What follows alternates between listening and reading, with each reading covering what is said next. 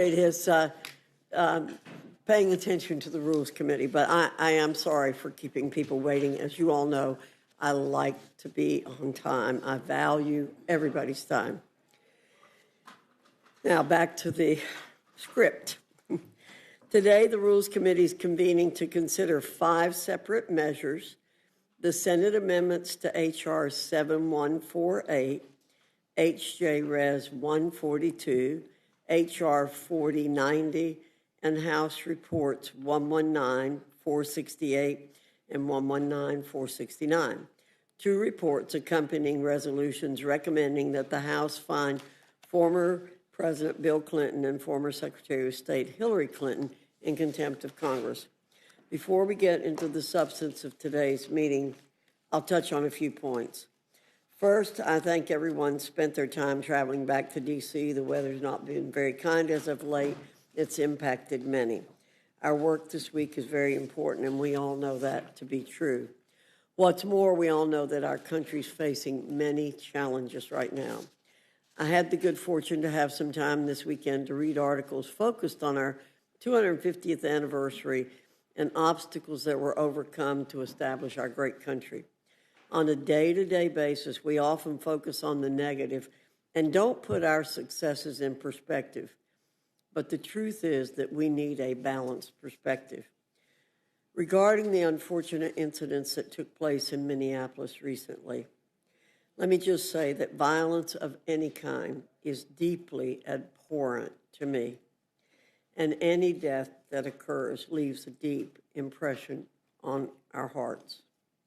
One can agree with that sentiment regardless where you stand on the political spectrum. Right now, people have a lot of very strong feelings, and it's my hope that the palpable tension within the nation's public squares will be calmed and that we can be models for that. These are deeply concerning incidents that are worthy of an independent investigation, in addition to the ongoing investigation by the administration. Next, a word about the appropriations measure before us. The House passed its last tranche of appropriations bills and sent them to the legislative body that sits opposite us. And to the surprise of absolutely no one, the Senate decided in turn to engage in a game of legislative hot potato. The House did not, for even a moment during the appropriations process, flirt with the possibility of a government shutdown. But that's what the Senate decided to do.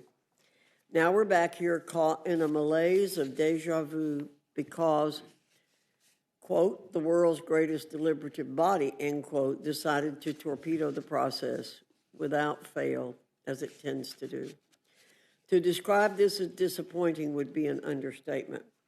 This process should have been over and done with by now. There's much more business that we need to attend to, and a delay like this keeps us from completing more work. Moving on to the remaining items on today's agenda. H.J. Res. 142, a Congressional Review Act resolution, provides for congressional disapproval of the D.C. Income and Franchise Tax Conformity and Revision Temporary Amendment Act of 2025. A mouthful. Last year, the Council of the District of Columbia passed its own legislative measure to decouple its own tax code from specific provisions within the Working Families Tax Cut. That measure would do more harm than good. The Council's approach would rob D.C. residents of new tax cuts, thereby increasing taxes on families, seniors, and small businesses within the district. By passing this disapproval resolution, we can strike down Democrat-imposed tax hikes in the district that are punishing its citizens while other Americans are granted the tax cuts. This is hypocritical in light of other demands that the D.C. Council makes. House Report 119-468 and House Report 119-469 are 2 bipartisan reports accompanying contempt of Congress resolutions for Bill and Hillary Clinton from the Oversight Committee. Bill and Hillary Clinton refused to comply with duly issued bipartisan subpoenas that compel their respective depositions to the Oversight Committee in relation to the committee's ongoing investigation into Jeffrey Epstein. They've impeded Congress's investigations and failed to comply with duly issued subpoenas which were voted for unanimously in one of the oversight subcommittees. As Chairman Comer said previously, we're proceeding with these contempt resolutions to demonstrate to the American people that justice is applied equally to everyone, regardless of position, pedigree, or presumed prestige.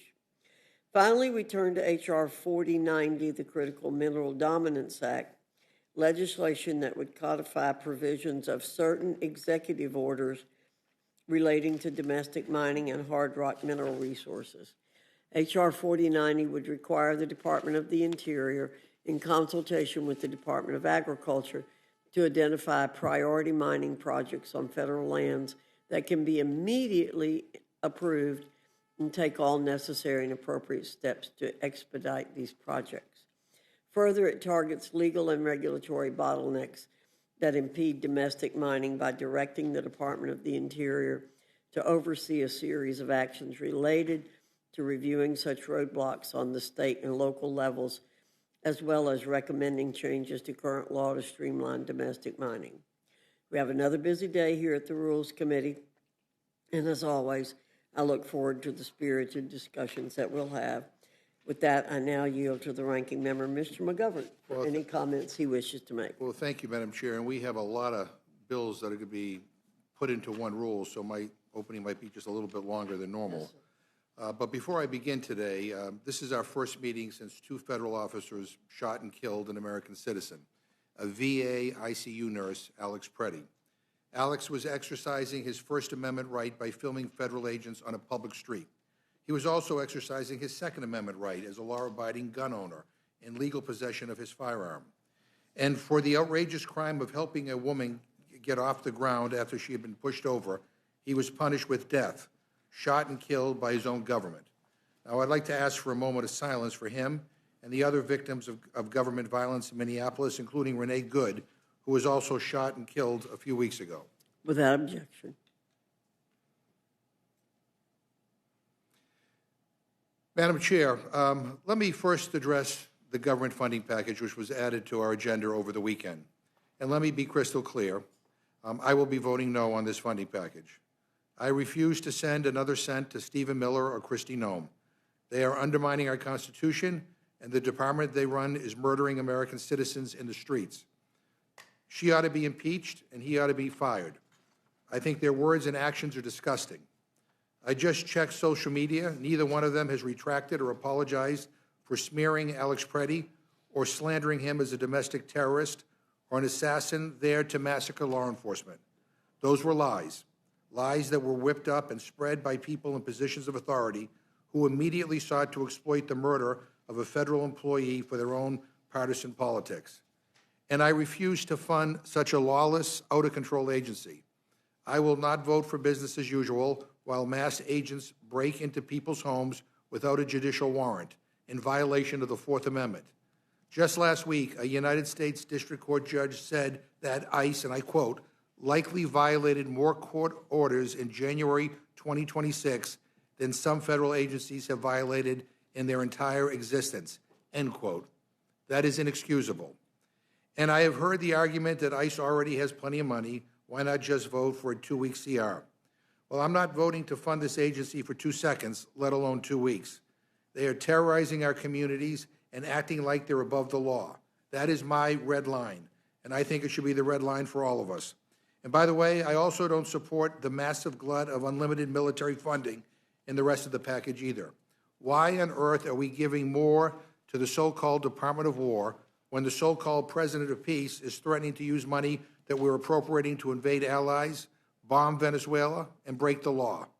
We're giving Pete Hegseth more money than he asked for. I mean, really? Pete Hegseth, the guy who leaked classified secrets on Signal, the guy who's illegally bombing boats in the Caribbean and committing war crimes while he's doing it. So I was a no 2 weeks ago, and now I'm a hell no. And on top of all of that, we get to the Republican attempt to shift blame away from Trump's connections to Jeffrey Epstein and pretend like they are in favor of transparency when, in fact, they are not. People can go back and rewatch the tapes. Republicans on this committee voted 9 times against releasing the files. 9 times they voted to keep the files hidden, and we all know why. It was Trump himself who said that he would release the files, but then he changed his tune the second he won. In fact, we had to go around Republican leadership and this committee. We had to go around this committee in Congress just to get a vote on a bill that he reluctantly signed into law. Now, none of that is a surprise, because according to our president, Epstein was, quote, a terrific guy and a lot of fun to be around. Trump said it was because Epstein liked women on the younger side. I mean, and Jeffrey Epstein loved him back. I was Donald Trump's closest friend. That's what he said. He let his closest friend fly on his private jet at least 8 times that we know of. We also know the spa at Mar-a-Lago sent teenage girls to Epstein's mansion for house calls. And we know, because Donald Trump confessed to us, that Epstein stole a 16-year-old girl from Mar-a-Lago and then trafficked her to a succession of perverted, disgusting old men who sexually abused her. Epstein wrote in an email, and I quote, "Trump knew of it and came to my house many times during that period," end of quote. Wow. I mean, let that sink in. And it wasn't just Donald Trump. His Commerce Secretary, Howard Lutnick, went to Epstein's Rape Island. His former top advisor, Elon Musk, tried to go to Rape Island. And his top confidant, Steve Bannon, planned to go to the Rape Island. And when Jeffrey Epstein died in jail under what most Americans think were mysterious circumstances, guess who was president? Donald Trump. And of course, let's not forget about Ghislaine Maxwell, Epstein's accomplice, who Trump moved from a maximum security cell to a country club prison where she gets to take yoga classes and relax outside all day. I mean, for the record, she's serving 20 years for helping Epstein molest and rape children. Trump said in an interview about Maxwell, quote, "I wish her well. I wish her well." So I get it. This administration is collapsing under the weight of their ever-expanding ties to a global child rape ring, and rather than do the right thing, Republicans are trying to change the subject. But please, please do not insult America's intelligence by trying to make this conversation about the Clintons. First of all, the Clintons have publicly called for the government to release all the Epstein files, unlike Donald Trump, who said he would release them all, but then he backtracked. There's millions more documents that have still not been released. And if the logic here is that anyone with ties to Epstein should answer questions about what they knew, I'm all for it. The Clintons want to cooperate.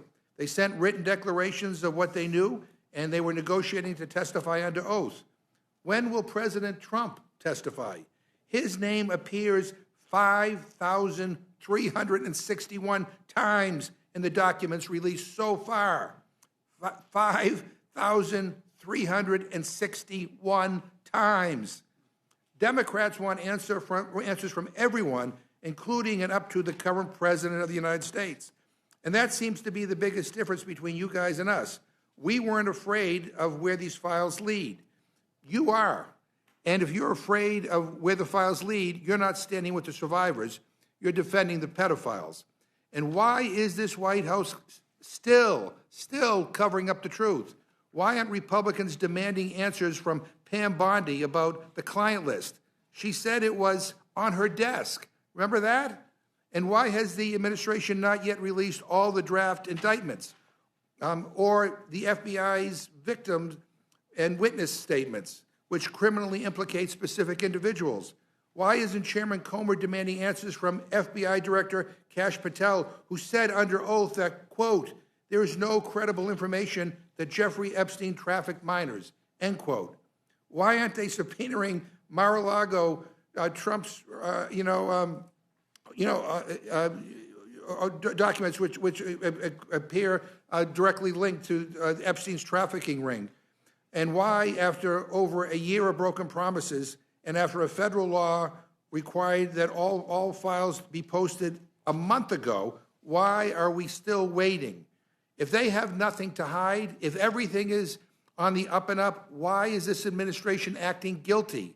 Why are they exposing the names of victims, which they are specifically not allowed to do so, instead of the names of the men who raped and abused them? Here's what their attorney said in response to the latest release, and I quote, "There is no conceivable degree of institutional incompetence sufficient to explain the scale, consistency, and persistence of the failures that occurred." Madam Chair, we should listen to the victims, and here's what the victims say, and I quote, "Once again, survivors are having their names and identifying information exposed, while the men who abused us remained hidden and protected." The victims go on to say, and I quote, "The public still does not have the full truth about who enabled Epstein, who participated in his exploitation, and who has been shielded for years. It is time to demand transparency and accountability from anyone who is involved in or has knowledge of Jeffrey Epstein's crimes, no matter their political party, up to and including the current president of the United States, who is in these files up to his eyeballs." And Madam Chair, we are also considering today another crummy bill to try to strip the District of Columbia of even more autonomy. And let me just say, I am tired of the constant attacks on the residents of the District of Columbia. They pay taxes, their sons and daughters serve in our military, and they don't have a vote in this Congress. It is shameful. And on top of all of that, this Republican-led Congress tries to micromanage their budgets and their lives. It is wrong. And we're also going to be debating a bill that helps mining CEOs rewrite the very environmental regulations which help constrain their actions. More giveaways to polluters while Republicans do nothing to lower prices. I'm voting no on all of these things. And with that, Madam Chair, I yield back. Thank you, Mr. McGovern. Without objection, any prepared statements that our witnesses may have will be included in the record. I now welcome our first panel, Chairman Cole, former chairman of this committee, and Ranking Member DeLaura from the Committee on Appropriations. Your full statement will be submitted for the record, and we ask that you summarize your statement in 5 minutes. Chairman Cole, I welcome your testimony. Thank you very much, Madam Chair. Chairwoman Fox, Ranking Member McGovern, members of the Rules Committee, I appreciate the opportunity to testify today. While the moment certainly feels familiar, the issues before us remain critically important. Let me start with a simple reminder. Legislating is challenging by design. The path here may have been different than expected, but our responsibility is the same, to fund the government and keep it working for the nation. Members are already acquainted with the legislation at hand. The underlying package was assembled and passed by the House 2 weeks ago and represents the final 6 FY26 appropriations measures. It has now been sent back with a Senate amendment that fully funds 5 divisions for the year and places the remaining division, the Department of Homeland Security, under a 2-week continuing resolution. To underscore the scope of funding before us, today's full-year bills cover the Department of Defense, the Departments of Labor, Health and Human Services, and Education, the Departments of Transportation and Housing and Urban Development, the Department of State, the Department of the Treasury, and many agencies related to each of these departments. Funding these missions is not optional. It's part of our Article 1 duties, and we must see them work through. 2 weeks ago, the House and Senate struck a bipartisan and bicameral deal to move forward on our remaining appropriations bills for fiscal year 2026. As I knew we would, the House acted expeditiously and appropriately and approved these negotiated bills before leaving for our scheduled district work period. Now, however, the Senate has altered the deal. I acknowledge the frustrations of this situation, and I share in those sentiments. Trust me, I speak from direct experience, but our obligation is not to our feelings, it's to the American people. Getting 90% of something is better than 100% of nothing. I still believe the best and most appropriate course of action was for the Senate to approve the 6-bill package as we negotiated it. The Senate, however, has chosen a different path. And so we are left here in the House with a classic Hobson's choice. We can take the amended bill or we can leave it. My view is that we should take it. Today's bill will close out 5 of our remaining 6 appropriations bills for FY 2026, including our 2 largest measures covering defense and the Labor, Health and Human Services and Education departments. It will also include a 2-week continuing resolution for our 6th and final bill, the Department of Homeland Security, which will give some time for additional negotiations on that measure. President Trump has directly engaged Democrats in good faith conversations while making clear that holding the government or the American people hostage is wrong. I'm confident that once these discussions are completed, the final outcome will closely mirror the measure Chairman Amodei negotiated and the House passed 2 weeks ago, a comprehensive bill that, unlike this stopgap, funded ICE body-worn cameras and de-escalation training, delivered a pay raise for our Coast Guard and our air traffic controllers, granted funding to support firefighters and first responders, strengthened disaster preparedness, and enhanced efforts to combat fentanyl. So today is Groundhog Day, both literally and figuratively, but doing the right thing for the American people never gets old.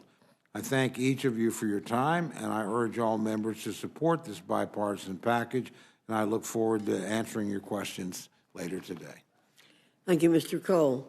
Ranking Member DeLauro, you're recognized. Good afternoon, and say thank you to you, Chairman Fox, and Ranking Member McGovern and the members of the Rules Committee. Appreciate the opportunity to testify today alongside my friend, Chairman Cole. The 5 full-year funding bills before us today are strong bipartisan compromises, and I am pleased those remain intact.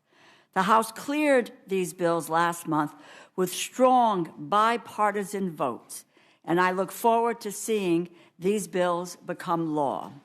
They reject the Trump administration's efforts to eviscerate public services, reversing a $163 billion in domestic spending cuts proposed by the president. They protect important Democratic priorities, national priorities, and they reassert Congress's power of the purse. What is different between what the House and Senate have cleared is the duration of funding provided for the Department of Homeland Security. Instead of providing funding through the end of September, the measure before us extends funding for 10 days to allow for tough negotiators and tough negotiations to produce an agreement on binding and enforceable measures that protect our communities. They protect our communities from being terrorized and ensure accountability for any abuses. I opposed the bill that came out of the House because it simply endorsed a continuation of ICE policies, a rogue, lawless agency. We need to take these next 10 days to work to radically reform ICE. That means provisions to require judicial warrants, prohibit U.S. citizens from being detained or deported, strengthen oversight and reconciliation funds, mandate the use of body-worn cameras, and establish an enforceable code of conduct. That means masks off, badges on, real accountability for the egregious abuses that we have seen. The killings of Alex Pretty and Renee Good have shocked the conscience of this nation. Renee had just dropped her 6-year-old son off at school and was on her way home. She had her dog in the back seat of her car. She told the agent recording her, and I quote, "I'm not mad at you," end quote, before turning the steering wheel away from him. He shot her 3 times in the chest and head, including through the open driver's side window as her car passed by him. After video emerged of the killing, the Trump administration accused her of domestic terrorism. Instead of investigating her death, they investigated her wife. In October of last year, Stephen Miller asserted that these agents have, quote, absolute immunity, end quote. Following Renee's death, the Department of Homeland Security shared Miller's remarks again, just to make sure that everyone got the message. Let me give you a reminder that during the first Trump administration, Stephen Miller was an unelected bureaucrat. He He was the architect of the family separation policy. And today, there are a number of those children who were separated who have yet to be reunited with their families. 2.5 weeks later, Alex Preddy was assaulted by several masked federal agents, pepper sprayed, pistol whipped, and then shot 10 times in broad daylight. His only crime was that he was recording the officers on his phone. Videos circulating after the killing showed an officer clapping and cheering excitedly as Preddy was shot dead. He was not there to hurt anyone. He was helping a woman who had been thrown to the pavement, unprovoked, by the same agents who would murder him moments later. The Trump administration proclaimed that he, too, was a domestic terrorist, that he was an assassin, that he intended to gun down federal officers. None of those smears contain an ounce of truth. He was not a terrorist. He was a nurse at a VA hospital who was trying to protect his community from unlawful abuses by Customs and Border Protection. He had no criminal record. He has not been charged with any crime. After sustained public outcry, the Department of Justice announced the Civil Rights Division has opened an investigation into his killing. This has to stop.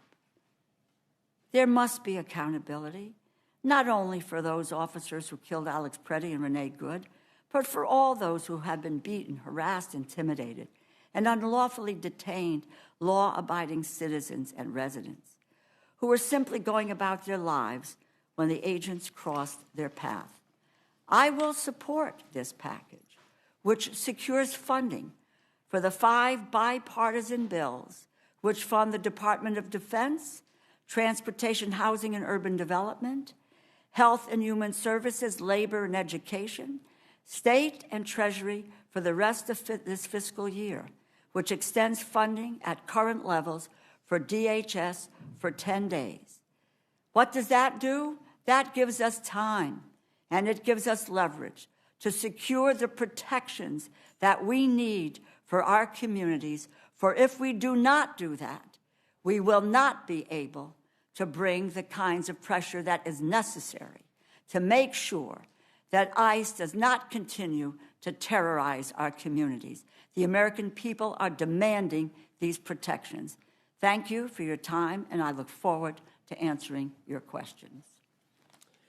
Thank you very much, Ms. DeLauro.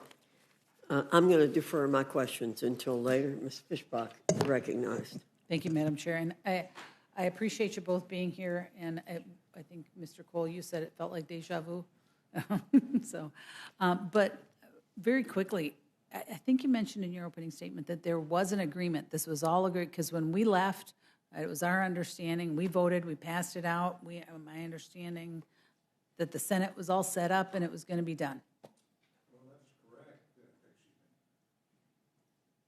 that's correct. Your statement's correct. There was an agreement with the Senate. The bills had been negotiated in a bipartisan fashion. We tried to work closely with our Democratic colleagues, both the House and the Senate, to send it to them in the manner in which they requested. My friend, the ranking member, requested one thing, wanted a separate vote on that bill.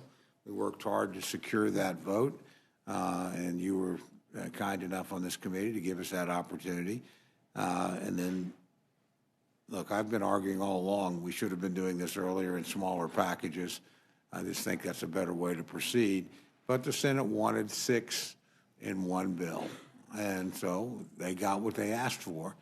And then they decided the situation, and I'm not going to speak for them, but obviously what happened in Minnesota impacted the deliberations of the Senate, and they changed the deals. That wasn't done in consultation. They basically broke one out. That was a direct negotiation, as I understand it, between the president and the minority leader in the United States Senate.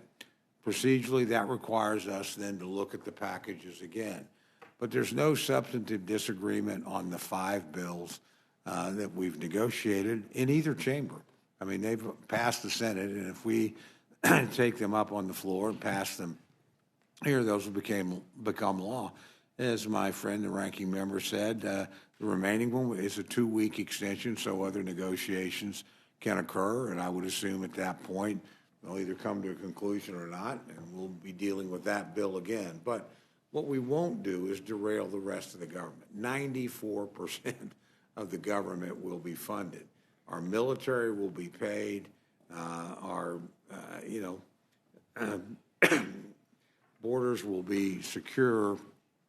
Important, research programs and programs that support our most vulnerable will happen.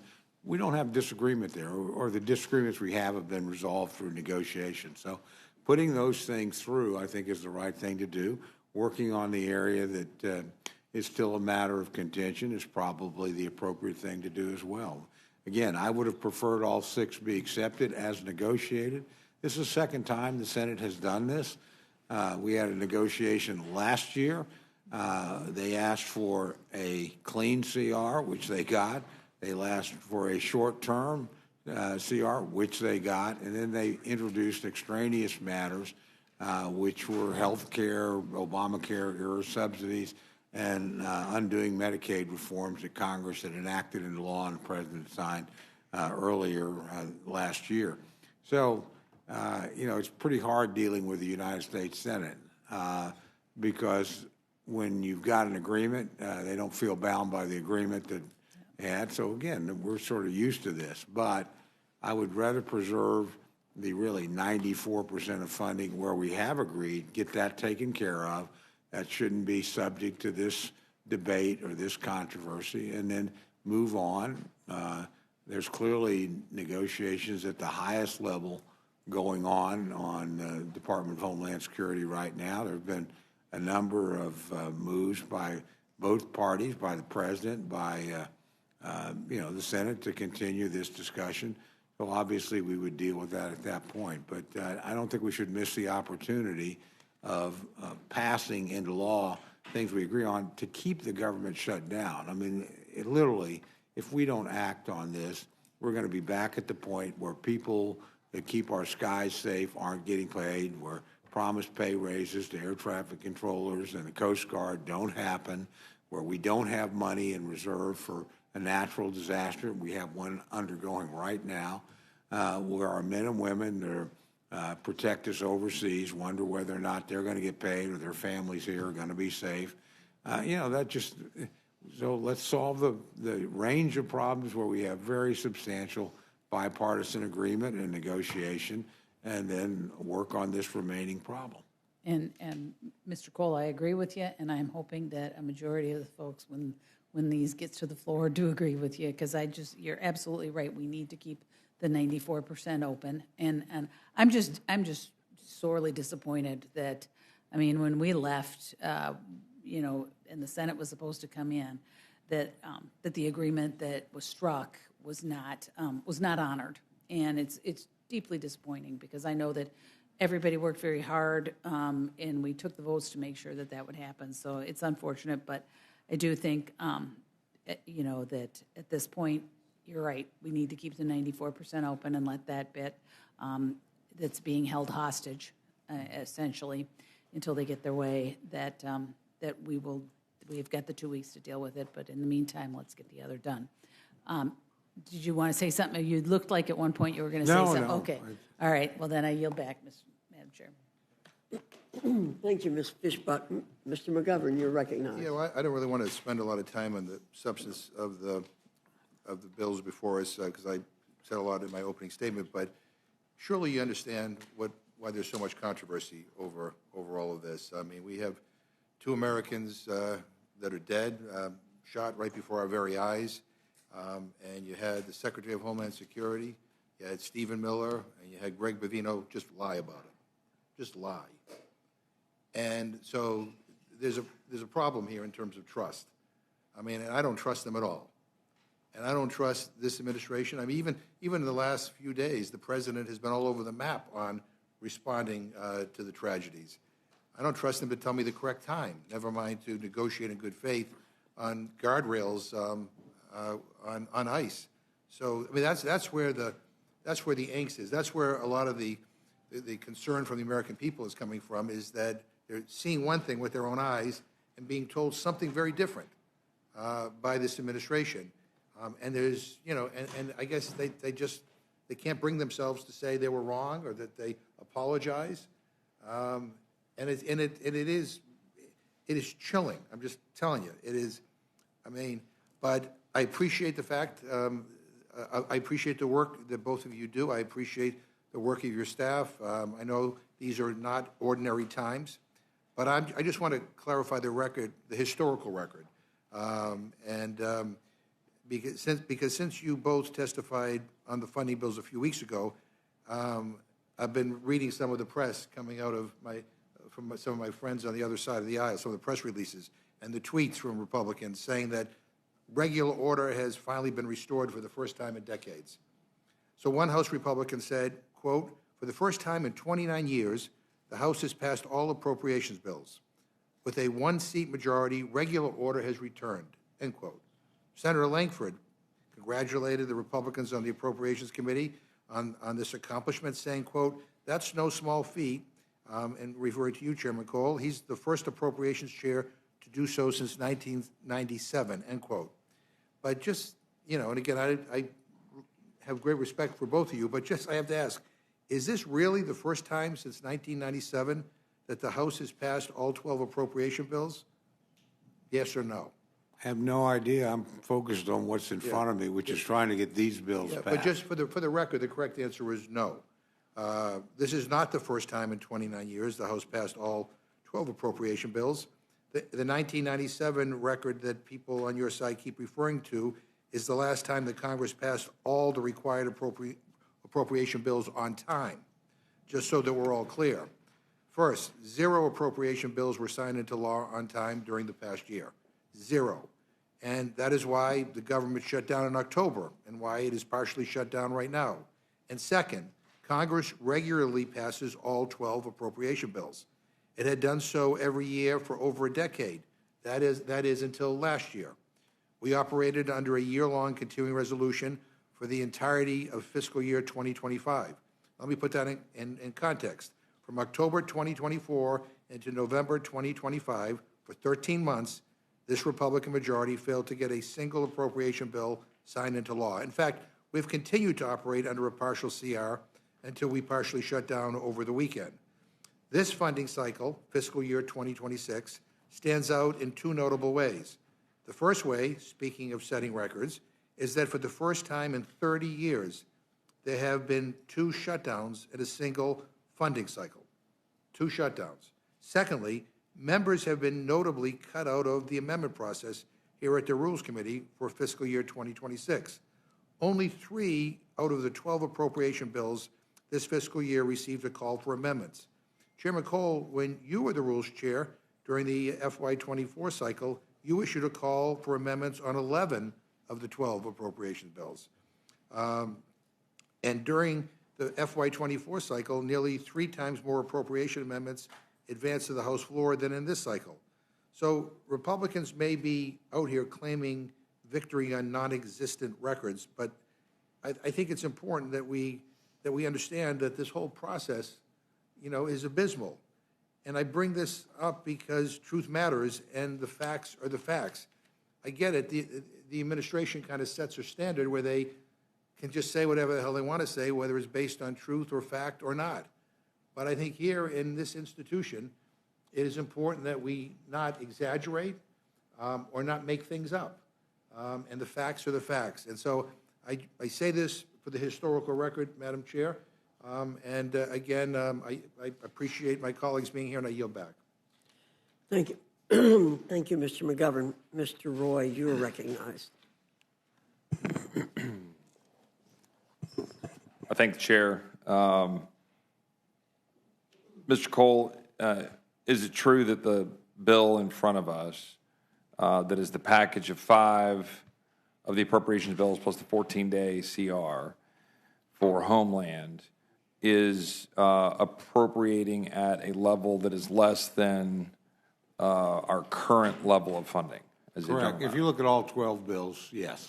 Right. So it would yield a result in total, pending the resolution of the full year's Homeland bill, that would be a reduction in spending year over year putting aside some of the math quirks and how we do accounting, but year over year from 25 to 26.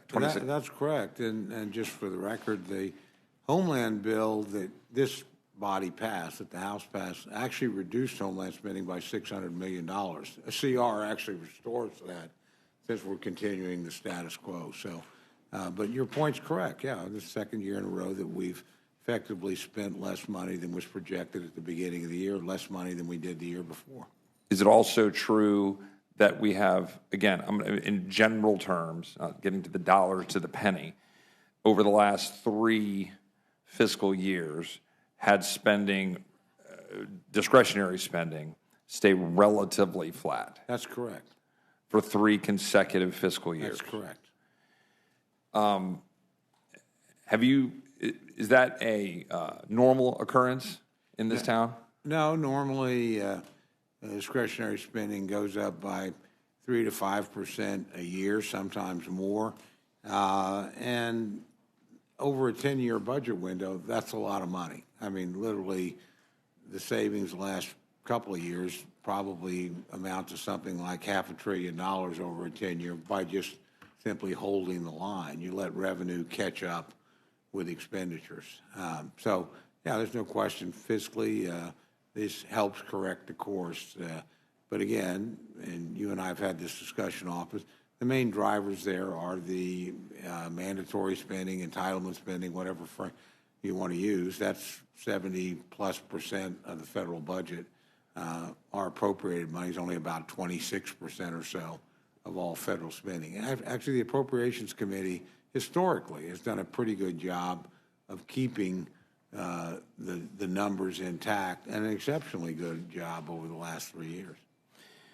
And is it not also true, without getting too much in the weeds, because this is about discretionary spending, that last summer we obviously passed the big, beautiful bill, as it's come to be known, that had a significant amount of reforms with respect to mandatory spending? It's a general matter, correct? Yeah, absolutely true. My point, generally speaking, here is whatever agreements, disagreements we have, that we have moved the needle, maybe not as far as I would do if I was just the sole decider, maybe farther than some people would choose, but we have moved the needle with respect to the overall spend of our government.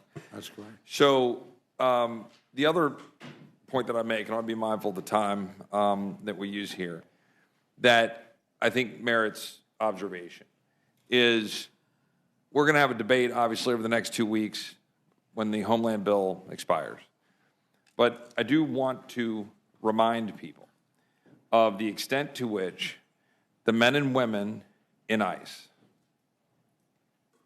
Americans, people of all backgrounds, all economic backgrounds, they have been keeping dangerous individuals off of the streets of the United States. Yes, in my view, that's correct. And we just gloss over the people when you look at the people removed.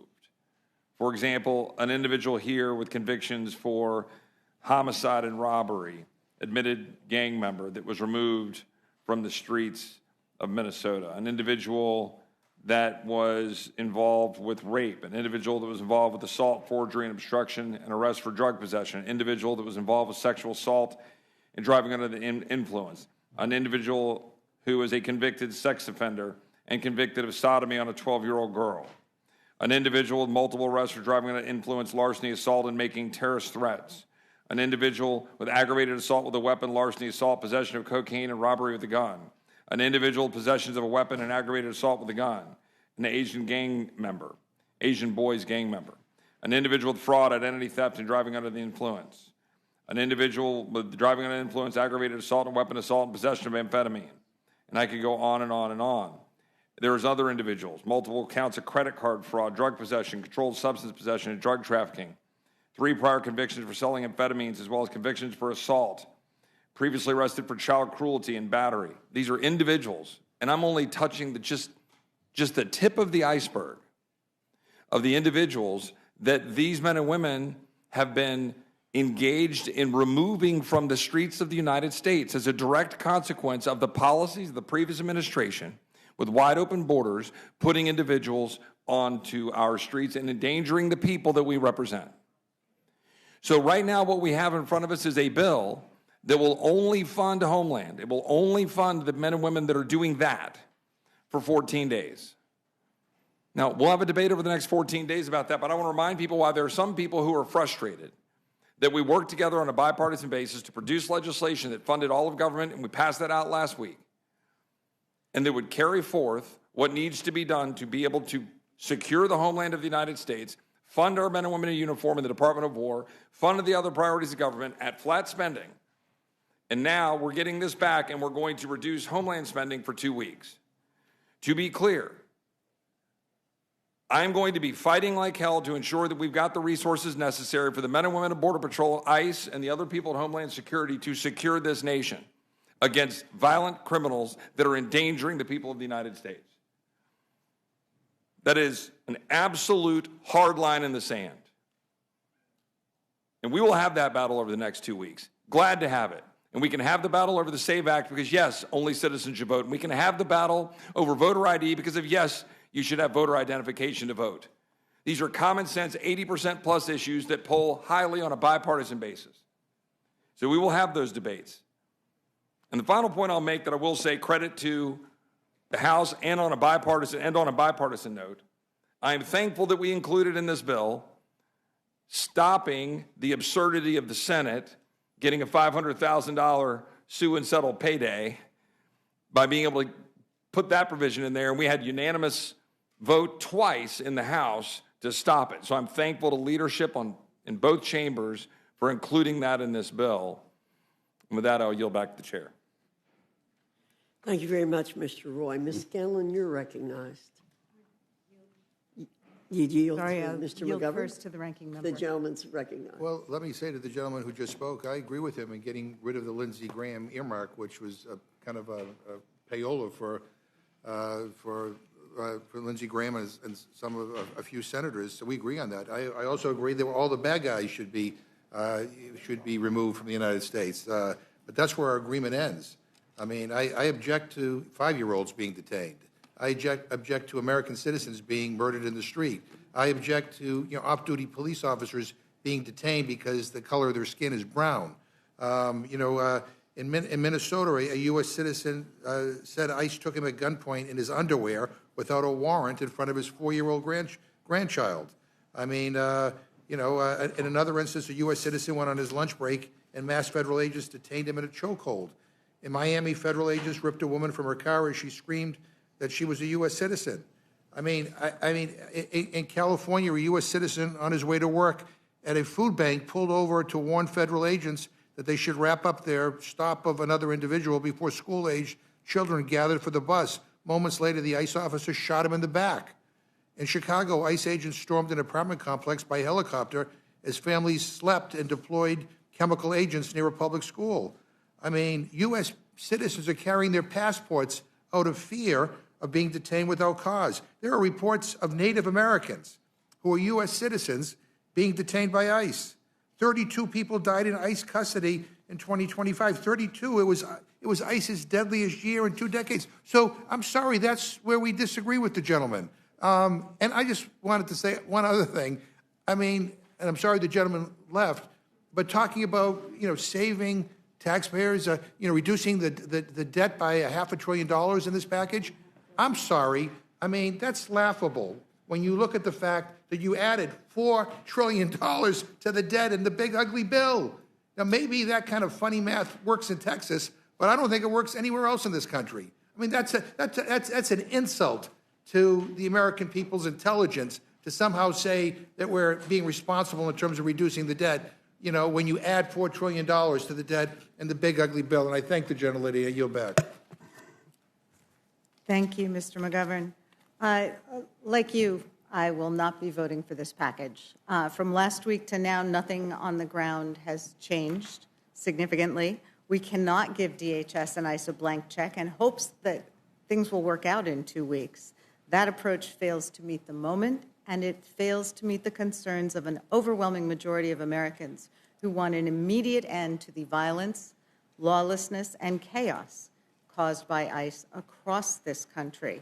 Look, we need look no further than the habeas corpus case involving 5-year-old Liam, the boy in the blue bunny ears hat, who was detained with his father in Minnesota and shipped off to a detention center in Texas.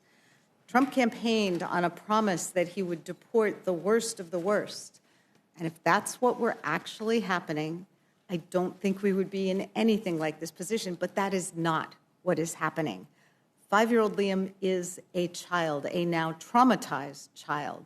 He is clearly not the worst of the worst, and neither is his father, who was the excuse for detaining Liam as well. His father has no criminal record, either in the United States or in Ecuador, where he came from. He lawfully applied for asylum in this country. He followed all of our rules and laws. He applied through the app provided by Customs and Border Patrol. He followed all the rules. And he was making his appointments here in the U.S. He was working as a construction worker to support his family. They were not public charges.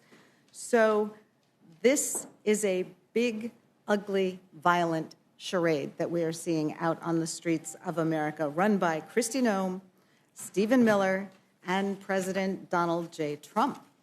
Our colleague from Texas says nothing has changed between when these bills passed and the present time. Well, I think what has changed is the hypocrisy of this administration's detention efforts has been exposed. And I just wanted to cite the court opinion in little Liam's case. It's very brief, but very powerful. And the court called out that hypocrisy. The court said, and I quote, "This court and others regularly send undocumented people to prison and orders them deported, but do so by proper legal procedures." He said the problem in this case is it has its genesis in the ill-conceived and incompetently implemented government pursuit of daily deportation quotas, apparently even if it requires traumatizing children. And Madam Chairwoman, I would ask that I seek unanimous consent to introduce into the record the 3-page opinion from the Texas District Without Court. objection, Ms. Scanlon, thank you. Thank you. Look, even after the shooting deaths and even after exposing what happened to little Liam, whose family did not commit any crimes, ICE is still in Minneapolis. Trump is threatening to send ICE to more cities. On Saturday, ICE agents tear-gassed and pepper-sprayed peaceful labor union marchers in Oregon. ICE agents are still abusing citizens and non-citizens alike. Federal agents are still kidnapping people and children, holding people at gunpoint, citizens and non-citizens alike, and raiding people's houses without warrants. They seem to be becoming even more emboldened to commit these acts rather than backing down. And certainly the administration and Kristi Noem and Stephen Miller are not forcing them to do so. So it's up to us. We've seen ICE collecting data on peaceful protesters, exercising their First Amendment rights, putting them in government databases so they can be harassed. They're abusing people in detention facilities, denying detainees medical care, which has led to avoidable deaths, including one of my constituents. He wasn't one of the 32 people who died in ICE custody last year. He died in ICE custody along with, I think we're up to 6 or 7 now, this year, just a couple weeks ago. I'm not going to vote to give any more money to ICE and to Kristi Noem until we enact concrete laws that can stop the unlawful conduct and violence that ICE is inflicting on America. ICE needs to get out of Minneapolis, no more invasions of city, no more breaking into people's houses, no more arrests without warrants. This week, it's up to Republicans whether the government shuts down. It's their majority. I'm not going to carry their water. We won't be complicit in funding ICE while this utter lawlessness continues. Look, earlier this year, Republicans gave ICE billions in their big, ugly bill. They're not going to be hanging out, with a tin cup on the corner looking for money if this doesn't pass right now. But at the same time, our Republican colleagues wouldn't spend a dime on extending the ACA tax credits. 3 months ago, House Republicans refused to extend those tax credits when they passed the prior package of appropriations bills. But they promised to work on the ACA tax credit issue after that round of appropriations passed. I think the Speaker said he's going to spend the whole first quarter doing that. Well, the tax credits expired, and House Republicans have not advanced a plan to reduce costs for the millions of Americans who now can't afford their health coverage. On Wednesday, just this past Wednesday, I met with the folks who manage enrollment for Pennsylvania's ACA marketplace, and I heard how many people have lost coverage because of Congress's failure to extend the tax credits. I met with a small business owner whose premiums for his family, including 4 kids, have increased from $1,900 to $3,000 a month. They're paying $36,000 a year for health insurance, a $12,000 increase. Small businesses can't absorb that. It's insane. He doesn't think he can afford to keep his coverage, and he's considering dropping it. But House and Senate Republicans don't care. They're not taking up the bill that we did force through the House. So pardon me if I don't trust a deal with ICE and DHS abuses being addressed if we just push these spending bills through, when they still haven't dealt with the ACA tax credit system, which they promised to do after the last push. It's a little bit like Lucy and Charlie Brown. I'm not seeing the football get pulled aside again. Look, they're rushing through these spending bills. They're refusing to end the government-funded violence in our streets, all the while letting working Americans drown in rising health care costs. What does it say about this Congress that it would rather give masked, armed agents billions of dollars while denying health care to working people? We are better than this. I sincerely hope we can find a path forward for the spending bills this week, but until then, I oppose this package. Thank you. Thank you, Ms. Scanlon. Mr. Scott, you're recognized. Thank you, Madam Chair. Mr. Cole, I know the Democrats want to focus on immigration and customs enforcement, but this is the whole Department of Homeland Security appropriation. Is that correct? That's correct. And so I know that there was an unfortunate accident off of Massachusetts. U.S. Coast Guard performed the search and rescue mission. Unfortunately, they did not find any survivors. That was just a couple of days ago. I think a week ago, the U.S. Coast Guard icebreaker had to go help a cruise ship that was stranded in the ice. Is that correct? I don't know those two incidents. Okay, well, it is correct. Pretty normal. I'm sure it is. It is correct. But my point is this: Department of Homeland Security is much bigger than immigration and customs enforcement. That's absolutely correct. I mean, they're forcing a continuing resolution on the United States Coast Guard. I mean, that's what they're doing. It's Customs and Border Protection is bigger than ICE. I mean, we know that Democrats want open borders. That's what they had under the Biden administration. They allowed, millions upon millions upon millions of people into this country illegally. We have no idea who is in this country. But aside from immigration and customs enforcement, you've got Customs and Border Protection, which is Border Patrol. You've got the Transportation Security Administration, who does a tremendous number of things. Most people know them as the ones that run security at the airports. Is that a fair statement? That's correct. Okay. I've already mentioned the U.S. Coast Guard. You've got the Secret Service that's also under Department of Homeland Security. You've got what's known as CISA, the Critical, Cybersecurity and Infrastructure Security Agency. You've got FEMA, which is also under Department of Homeland Security. Is that correct? That's correct. Citizenship and Immigration, which is not ICE, but does deal with citizenship and immigration. And then you've got the Federal Law Enforcement Training Centers. All of these are under Department of Homeland Security, correct? Correct. And when you do the continuing resolution, what does it do to those agencies as well? Does the continuing resolution impact the U.S. Coast Guard? It certainly does. I mean, the bottom line is this is a ridiculous demand from the Democratic Party that we have a continuing resolution for the Department of Homeland Security. The only thing this is better than is a shutdown, but we're going to be right back here in 2 weeks. And I'm sorry that 2 people were shot and killed. I really am. I wish it hadn't happened. It's not lost on me that they happen not just in the same state, but the exact same city.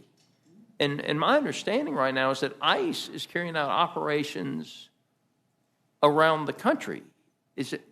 ICE isn't just operating in Minneapolis, are they, Mr. Cole? That's correct. But the difference is, in other states, even if they are a Democratic-run state and a Democratic-run city, those mayors and those governors are allowing the local law enforcement agencies to do their job. And in Minneapolis and in Minnesota, my understanding is that those local law enforcement agencies have been given orders not to do their job. And while I'm sorry that the gentleman is deceased, the fact of the matter is he should have been arrested and put in jail when he kicked out the taillight of the vehicle that the officers were in.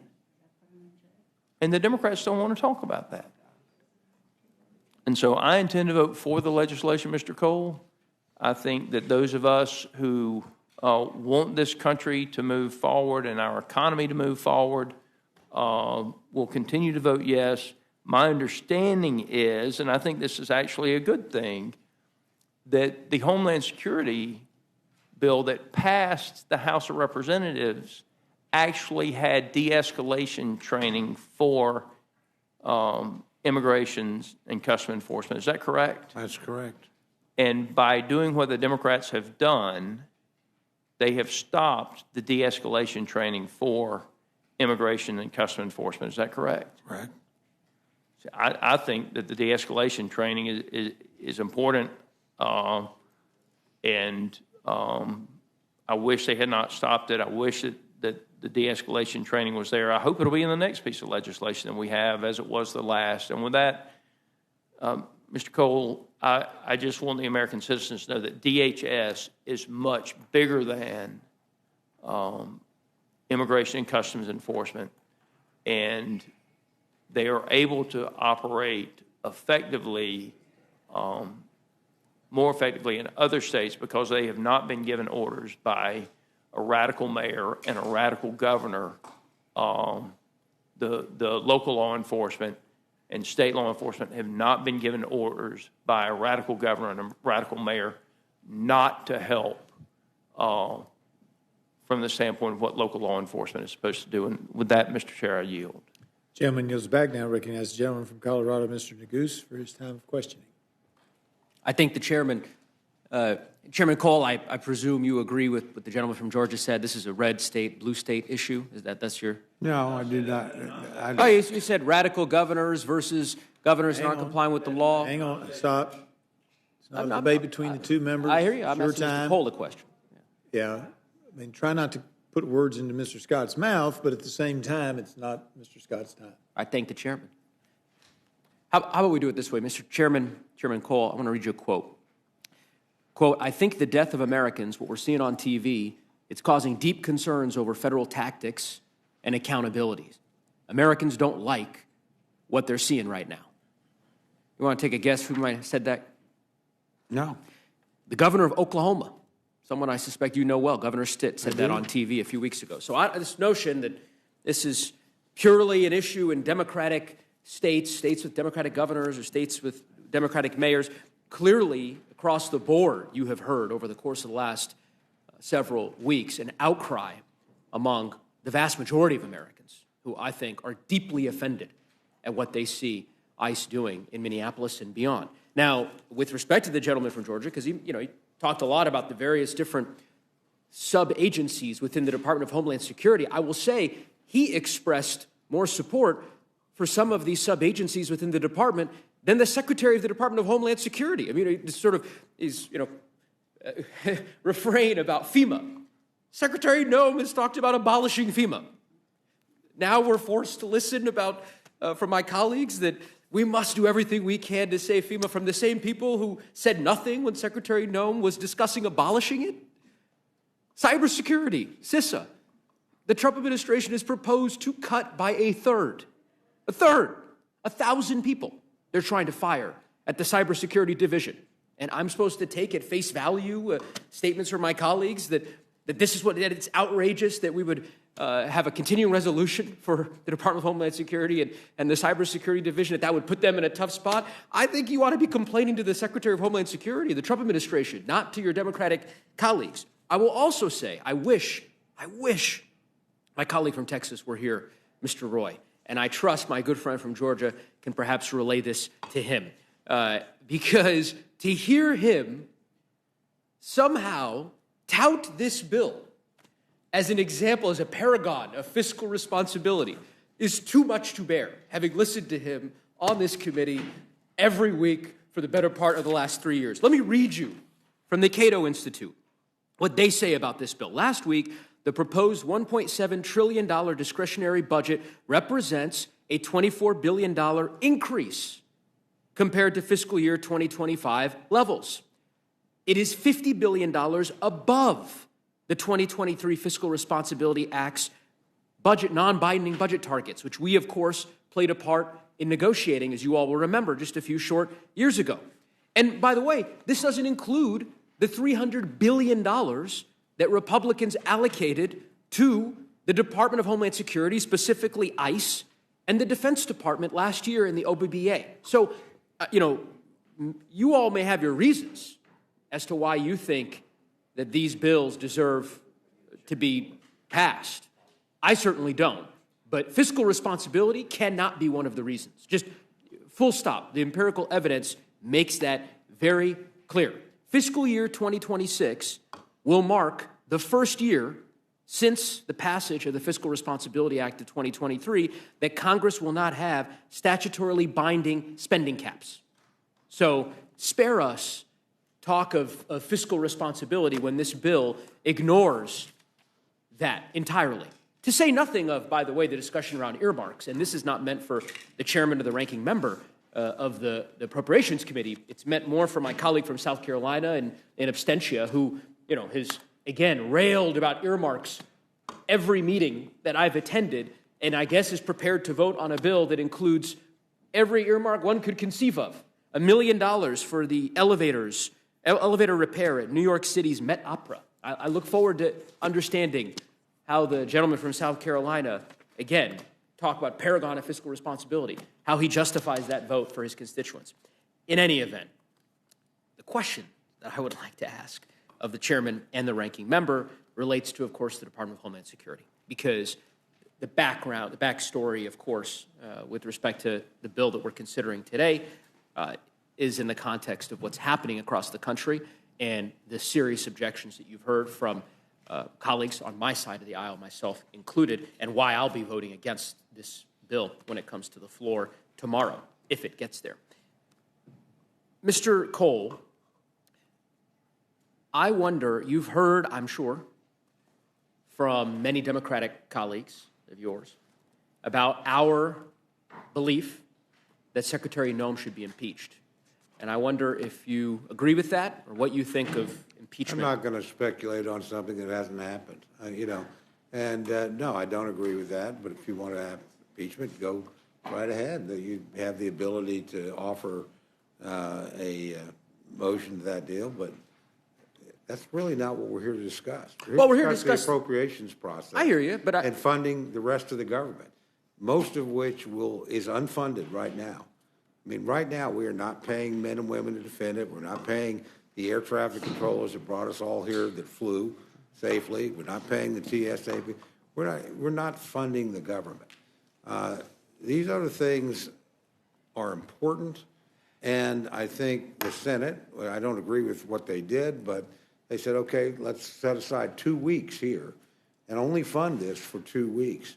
The rest of this stuff is really, honestly, extraordinarily important to the country. Our objections. What this bill does is keep funding that. I hear you. And then leave open this other You area where made a people very have impassioned concerns. case on that, and I think you answered my question. As you heard from the ranking member, as you heard from Ms. Scanlon, and I echo their sentiments, there is a complete lack of trust and a loss of trust with respect to what the Trump administration is doing. There are many of us who will not support the appropriation that, whether it's a continuing resolution or the proposed budget that the House passed last week that we all voted against, and many of us who believe that there must be a change in leadership and that Secretary Noem should be the subject of impeachment proceedings. It sounds like you disagree on that latter point. You don't think she should be impeached? About appropriations bills, not impeachment. That is not the subject in front of us right here. That's not got anything to do with any of the bills we're working on. simply trying to fund the government.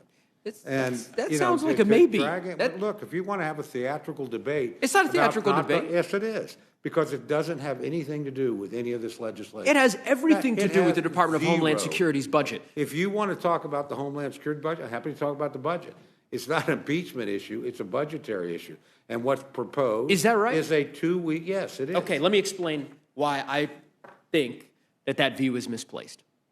Secretary Noem has unlawfully impounded funds in violation of the Impoundment Control Act, right? That relates to the budget that the House and the Senate are passing for the department to implement. She has violated the law. That's not a question. I'll finish and I'll give you an opportunity. We're passing a continuing resolution. I'll give you an opportunity. For 2 weeks. Okay. I'm So sorry. your question was, how does the impeachment of Secretary Noem or impeachment proceedings against her concern the Department of Homeland Security budget? And my answer to you is that she has violated the law, in my view, and in the view of many others, in a number of ways as it relates to the money that has been appropriated to her agency. That has included unlawfully impounding funds. That has included obstructing congressional oversight in violation of riders that have been passed in this appropriations bill previously. The record is replete with these examples. That's why I ask you about it. And it's not a gotcha. You answered it.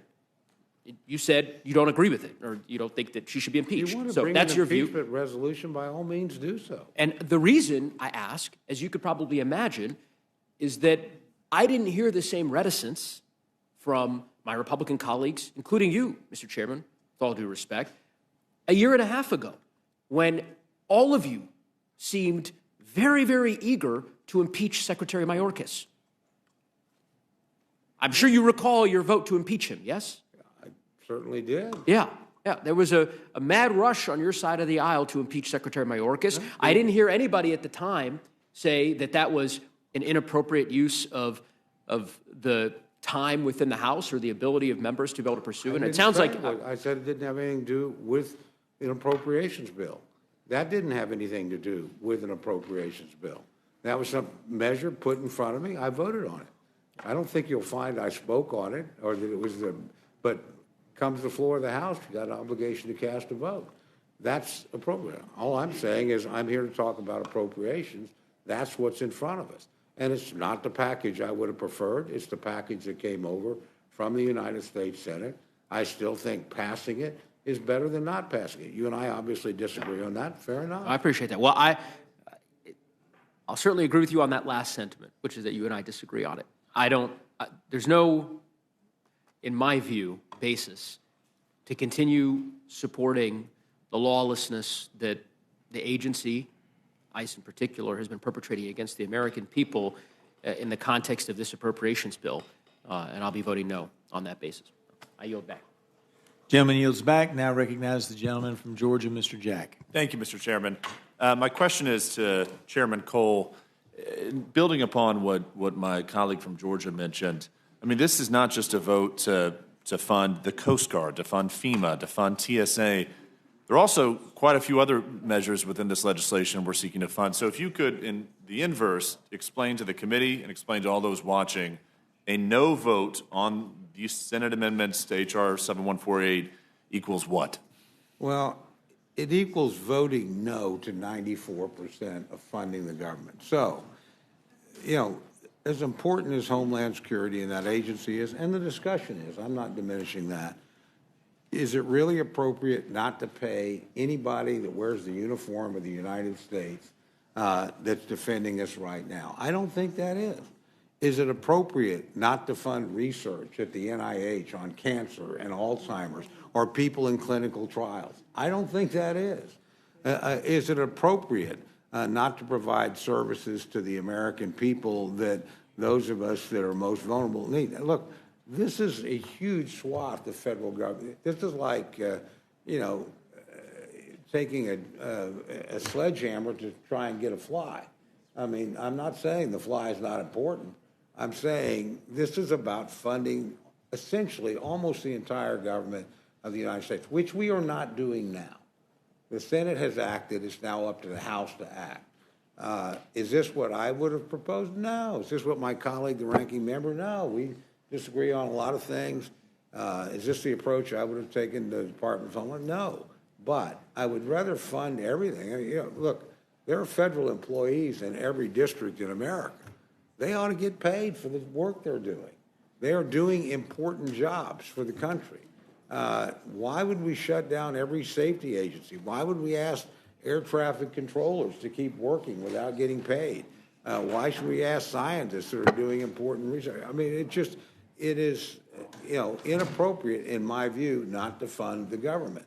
Most of the issues we're talking about, honestly, aren't appropriations issues.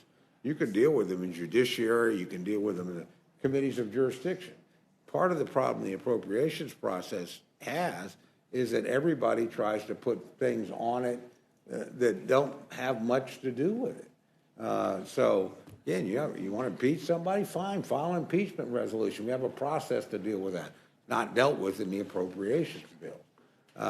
So, again, I'm not going to go home and tell my people that are working hard at Tinker Air Force Base to keep 50 and 60-year-old airplanes flying in combat conditions they shouldn't get paid because Congress is having a fight over something that's totally unrelated to what they do, which is critically important. I'm not going to look at a young service family and tell them, I'm sorry, you've got a 6-year-old in daycare. We're not sure whether or not we can pay you to do. I'm just not going to do that. This is not what I would have preferred, but I'm going to vote to fund the government of the United States and then let us resolve these other issues through negotiation, through legislation, through adjudication if you need to. But shutting down the government is not a good thing to do. And it endangers and harms people who have done absolutely nothing wrong. And it puts the American people at risk. They may even agree with you about the issues you're concerned about in ICE or Homeland Security. Fair, but I bet you they don't agree that the military shouldn't get paid. I don't think anybody in America believes that, or very few people do. And I think they would think you were reckless in running that kind of a risk. And I don't think, people, again, that are simply doing their job, 99.9% of whom work hard, play by the rules, have discharged the things we ask them to do, shouldn't get paid, or the vital research. So it's just, to me, the remedy is out of proportion to the problem that my friends have. And, if you want to shut down the government for the second time in 3 months, you have the ability to do that. I guess the Senate chose not to do that. They chose a different course, not the one I would have chosen. But at least they looked at what we did together with the Senate and said 5 out of 6 of these things we're okay with. Let's get that done. Let's put a 2-week limit on this other and continue this debate and discussion. I would have preferred a longer period of time, but I don't know how they ended up with 2 weeks, but that's where they're at. And so right now, the government of the United States, not this Capitol complex, because we did fund the ledge branch. We have funded we have a number of bills in place, but about, over 70% of the government is unfunded, and people are doing important things for the American people and not getting paid, and they don't have anything to do with what's going on in Minneapolis one way or the other. So, I grew up in a military family. I grew up with a father that was a military defense worker. After that, had a brother that followed the same course. They worked hard. They played by the rules. They deserve to get paid for what they do when they were doing it. I think the same thing about folks now. You want to have these arguments, discussions, you want to change things, but you don't shut down the government of the United States and freeze everything because you're upset about something that's happened. You deal with that problem within the context of that. You don't shut down the government. But, again, people have a vote. They're entitled to do it. And the Senate chose this thing. It's not what I would have preferred, but I think it's better than shutting down the government. Well, that is very, very well put, Mr. Chairman, and I think that's what everyone should consider when voting on this after we report out the rule tomorrow. With that, Madam Chair, I yield back. Thank you very much, Mr. Jack. Ms. Leisure-Fernandez, you're recognized. Hello, Madam Chair, and hello, Chairman and Ranking Member. It's interesting because the other side of the aisle seems to be making the case of why we should restructure Homeland Security, because it's got a lot of different pieces in there that don't make sense together. And so, we should take that up. I'm not sure that we would be able to do that right now in these circumstances, but where we're at right now is that when we were last here, the ranking member and Democrats, together with Republicans, have said, listen, there is so much controversy around Homeland Security, let's separate it out. So we had a vote on the two different bills, but it's Republicans who put them back together and sent them over. So No, there's there's a creation. If I may, that's actually not quite accurate. The Senate asked for these bills to be put together. That's part of the negotiation. So, yeah, did Republicans put them back together? That was the request of the Senate. And that was the request specifically of my Democratic colleague, Senator Murray. We want all 6 bills together. You wanted it differently in the House, and we accommodated that. The Senate asked for what it got. So please don't blame that on Republicans. Blame it on the Senate, collectively on both sides, But that was the request we got. So, sorry. We sent them what they asked for in the form that they asked for. And then they made a decision to change it, which they have the right to do, and they've sent it back. Is we have a problem right now because there was support for funding the other agencies, and we talked about the good work. In fact, you were here last time, and we talked about some of the problems. And in fact, I asked you, do you think it's all right that they are arresting Native Americans for immigration offenses and putting them in detention? And you agreed that that's not an okay thing. Of course not. That's not okay. And wouldn't you also agree that it's not a right for them to be arresting any American citizens? In fact, Latinos often look like Native Americans, and that's probably why those Native Americans were arrested, because they have darker skin, right? I have no idea. You have no idea. But it's not all right to arrest any citizens for immigration. No, of course not. And I think that that's the problem, is it's not all right, and they keep doing that. And when they do that, it's a violation of the 14th Amendment. It's a violation of our basic principles of what it means to be a citizen of the United States, is we should not have ICE going around and arresting hundreds. It's over 200 by now, because the last document we have, it was 170, and that was several months ago. But the other thing that they're doing is they're arresting and pulling people into custody, and then the courts are having to throw them out. 2,300 documented court cases where they are saying you are violating people's due process rights. 2,300. These are court cases. This isn't us lefties or whatever they want to call us. We believe in due process. I would assume you believe in due process as well. Of course I do, Okay. although not really dealt with normally in an appropriations bill. We have all kinds of committees, we have all kinds of legislation. Our legislation is about funding the government. Right, and when we fund the did that government, in the House. We sent it to the Senate in the way the Senate asked for it to be sent. That's not a legal matter, it's a procedural issue. Nobody's rights are violated by that. We had an agreement with what they would do. They broke that agreement. They have the right to do that. And they've now sent it back to us in another form. So to me, the real question is, do you want to keep the focus on Homeland, which this clearly does, because it's, as my friend, the ranking member, said, about 10 days of funding. That's all that's in here for Homeland. And if you want to vote against it, by all means, go ahead. Then there's the funding for the rest of the government, which was negotiated in a bipartisan fashion, and which was agreed upon by, and honestly, majorities of both parties voted for those funding bills. And now you've got exactly the same thing in front of you, the same thing that a majority of your party voted for and a majority of my party voted for. Why shouldn't that get funded? You want to deal with Homeland separately? That's what the Senate has decided to do. They sent it to you separately. But they put it all in one package. They didn't do what we did in the House and separated out. They could have sent us over five So I bills. think They could have sent us over 5 bills and then sent this as a separate package. I don't know why they decided not to do that, but I'm not willing to jeopardize the entire funding of the rest of the government and not pay military families and not pay federal workers and not pay safety workers and not fund FEMA in the middle of a disaster. I'm not willing to do that because I'm mad about this. And other people are. They have every right to do that. But that's the issue in front of us now. So, Ranking Member, I think that part of what we're struggling here in this conversation is that this is a bill that will fund Homeland Security. It will fund CBP and ICE.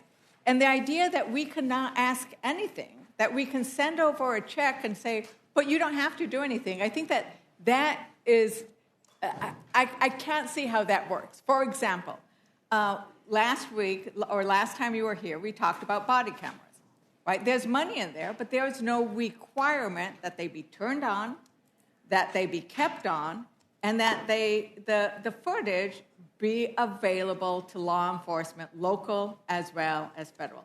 That's something that could get included in a funding package. Am I right, Ranking Member? You're right, but let me just, I'm going to say a couple things because questions haven't been directed to me, so I'm going to take this opportunity to say something. First of all, with the structure and the organization of the Department of Homeland Security, I was appointed to the committee that examined that effort many years ago, and I voted no, particularly because Coast Guard, FEMA, and other pieces were included in that. This was a conglomerate that people rushed to vote for, and my view, a mistake because of those things there. If my colleague, Mr. McGovern, were here, yeah, I passed all 12 bills when I was chair of this of the Appropriations Committee. I also wanted to say to Mr. Roy, $4.5 trillion cuts that biggest cut for the wealthiest and for the biggest corporations. Give us a break on fiscal responsibility. Kristi Noem, let me be clear, because I have colleagues who asked me this. I said she should be fired. She would resign. If that now was the case, then we could bring impeachment proceedings. So that's where I am on that. Now, we tried to put in guardrails in the House Homeland Security bill. I have a list of them. I won't go through it, but many of the things that have been out there and we've discussed. Citizens, warrants, body cameras, requirements, etc. That was rejected. And that was what 207 of those, and I'll speak by myself and not everybody else. I said, as I said in my opening remarks, I don't think it took into consideration what we need to be doing with regard to ICE. With what we have here, is 5 bills. I have to repeat this. 5 bills. And this is information that I have distributed. Increases the National Institutes of Health. It has state opioid response grants. It has child care and Head Start. It talks about power of the purse, where we got some of that back. And on a bipartisan basis, overwhelming numbers. We rejected the Trump administration's efforts to dismantle the Department of Education. Rental assistance is in there. Homeless assistance is in there. Funding to expand air traffic controllers, personnel. 3.8% for military personnel. Bipartisan basis, we said yes, no. We came to a conclusion that we get everything we wanted? Hell no. Did the Republicans get everything they wanted? Hell no. And that's the 5 bills that are there. Look, I've never wanted to run for the United States Senate, okay? I've been asked in the past, why would I want to go to the other side, to what I call the dark side, where rarely anything gets completed, etc. They came back. And they took this thing. And look, we talked about disassociating the two pieces. So you could have that strength of your feeling about 5 bills, and you could have the strength of feeling about the Department of Homeland Security bill. And as it was currently structured, and which is something that I am not for. However, what I am for is for the 5 bills that we have passed. And this comes with it's not 2 weeks anymore. There was the 2 weeks. You're now, if this vote's on the 3rd, you go to the 13th, it's 10 days. There is not a dime of increase in there for Homeland. It is a continuing resolution, and therefore it is the same. I want the opportunity in those 10 days to talk about what we want to do in reforming ICE, and it is, and that's there. And I will lay out the same things that we've been talking about. You cannot detain American citizens or deport them. You have to have warrants for people's arrest. You have to require body cameras for people. We have to have an oversight capacity of an agency, which I said in my outset is lawless and is a rogue agency, the way it's currently constructed. Does it need to be reformed? Amen, it does. I'll take those 10 days and see what we can get. And at the end of those 10 days, if we can't decide to go with it, then it's a no vote.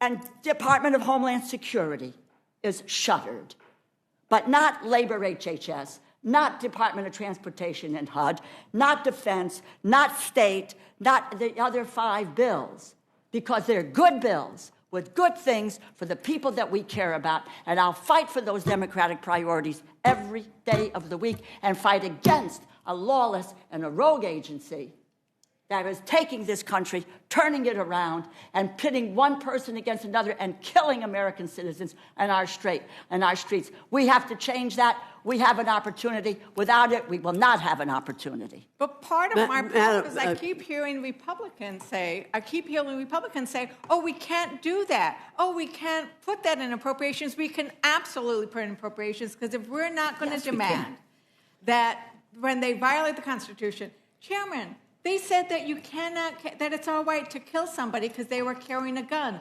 lawfully carrying a gun. And when he was shot down, he was already down. And when he was shot, that gun was no longer in his possession. Do you agree with the idea that you can get shot because you're lawfully carrying a gun? Of course not. Right. I don't so think that's any a violation. American agrees with that. Of course not. But how do you enforce that? That's the problem. They're violating the First Amendment, the Second Amendment, the 14th Amendment. And probably be court cases on this. That's normally how you punish people that break the law. You punish them individually. You don't normally shut down the government of the United States because somebody did something wrong. Ms. Ledger Fernandez. People do stuff wrong all the time. But you don't shut down the entire government. And you certainly don't shut down areas where you have negotiated in good faith and have bipartisan bicameral agreement. About this. I'm so talking if you want to have ICE. this thing, again, I wish the Senate had sent it back separately. They chose. We accommodated them. We accommodated your Democratic colleagues in the Senate. That's what they wanted. That's but when I'm they talking asked about for. what can we do? What can we do? And you keep saying we can't do that in appropriations. We absolutely can do that in You wanted a separate vote on it, and we gave you that. It was Republicans and Democrats in this. So I think that this is Exactly. Madam Chair. Republicans and Democrats, but it was specifically a Democratic. Don't talk over each other, please. We've been doing very well, but let's not talk over each other. I know. apologize. This is the Rosa DeLauro we've known to come and love. No. So, I will wrap Ms. up. Ledger Fernandez, would you wind it up, Yeah, please? I'll wrap it up. But I think that the frustration you're hearing us say is that we are hearing, including from the chairman, these don't belong in appropriations. And my God, if we are funding it, where else do they belong? And especially when you keep violating every single piece of this Constitution. And in 2026 alone, ICE has violated 96 court orders. So, Mr. Chairman, saying this could go through court isn't working. We need to put it in the language of the bill, and we can. We need to make it enforceable. We need to have accountability, and none of that exists right now. And that's the frustration that Americans are feeling, because Trump is going down on this. Americans don't like what happens. They don't like seeing people gunned down in the street. They don't like the idea that, it's about retribution and revenge. You're going into Maine? My God.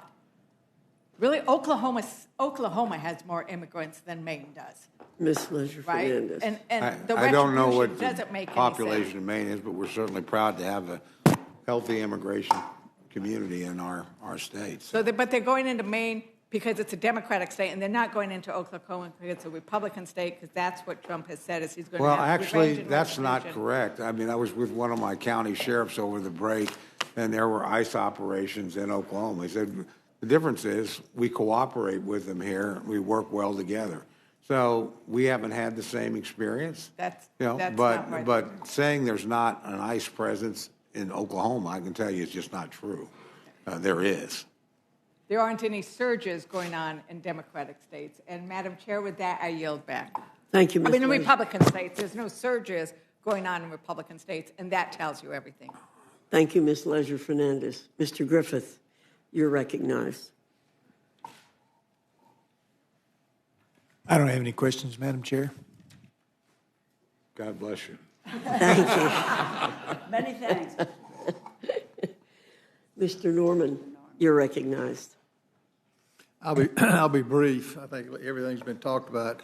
You know, what does get me, though, is the left continues to demagogue what happened, the ICE agents, and encourage assaults on police. Yet they stood beside a president who let 15 to 20 million illegals in this country. They stood beside it. They stood behind the children who were left to dry with sex trafficking, didn't say one word about what was happening by the Biden administration that President Trump is trying now to cure. That's what the ICE agents are doing. They're not talking about the 8,000 assault on ICE agents.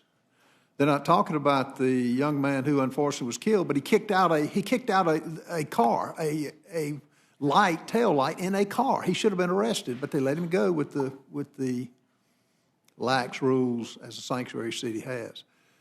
It's so hypocritical. But, Mr. Cole, you've been around a long time. What's going to happen in 10 days? I don't think we know. I mean, I think there'll be a serious negotiation. My guess is there'll probably be an extension. I don't think it'll get settled in 10 days, but I'd love to be wrong about that. And we'll probably be up here with some other short-term CR. What I do, and I agree very much with the ranking member on this, I don't see why the rest of government has to be held hostage to this dispute. I don't see why the military needs to be threatened. I don't see why the NIH needs to be threatened. I don't see why the Department of Education needs to be threatened. I don't see why, as my friend pointed out, rent assistance needs to be threatened. So I don't think those people have much to do with this dispute. And if we have to have this, we'll see. I also think, everybody here has commented, and I actually agree with my friend, the ranking member. I wasn't here when Homeland Security was created, but I've seen it as a very ungainly agency with 23 different components, if I remember the number correctly. And I don't think, probably there needs to be, the authorizing committees need to do some pretty serious work and redesign. Again, we don't do that in our committee. That's not our job. Congress has created this entity. Our job is to fund it. We try to arrive at what we think the appropriate level is. We try to put in guardrails. We agree sometimes. Sometimes we don't agree, whatever. But the point is, we worked it out and got it done. The Senate broke the agreement. They may feel justified in doing that. They certainly have the ability to do that. So we now have a situation, because they did not do what they agreed to and because they did not accept the bill in the form that they asked for it in, it's now been kicked back to us with a huge government shutdown underway. And I think we ought to stop that. Most of these areas we agree on, or we've come to an agreement. We ought to take those aside the way any normal people would be and say, I'm not going to punish the American military because I'm mad at something ICE is doing. I'm not going to disrupt clinical trials at the NIH because I'm going to, these areas we agree, we've come to agree, let's do that, keep focused on this, and we'll keep working it. But again, a lot of these problems, as my friend suggests, I think some of them need to be in court. They don't need to be fought out in a legislative arena. If somebody did something wrong in a case of a law enforcement official did something wrong, then they need to go be punished and or be a trial and be adjudicated, I should say. So I think exploding these things up and derailing the entire government is irrational. I don't think it, is going to work. I thought it was irrational when Republicans did it over Obamacare, as if the whole rest of the government was about Obamacare. It wasn't. This is the same thing here. So we ought to take the areas we can agree on, take those off the table. They're done until September 30th.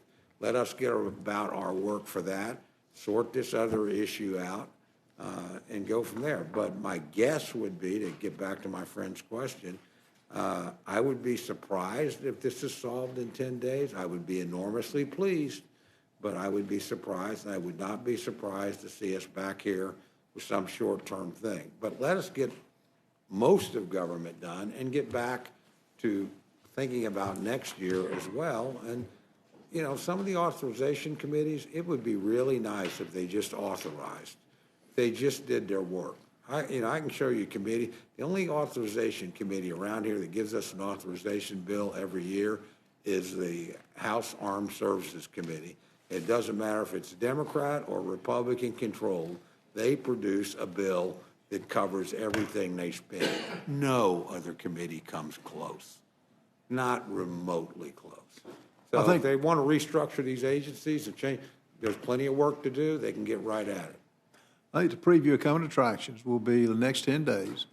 Will be demagogue and Christie Nome, demagogue and ICE agents calling for prisoners to get cut loose, calling for ICE agents to be assaulted. I think that will be a preview of coming attractions. And when they don't totally dismantle ICE, I think they'll vote against it. They're willing to shut the government down.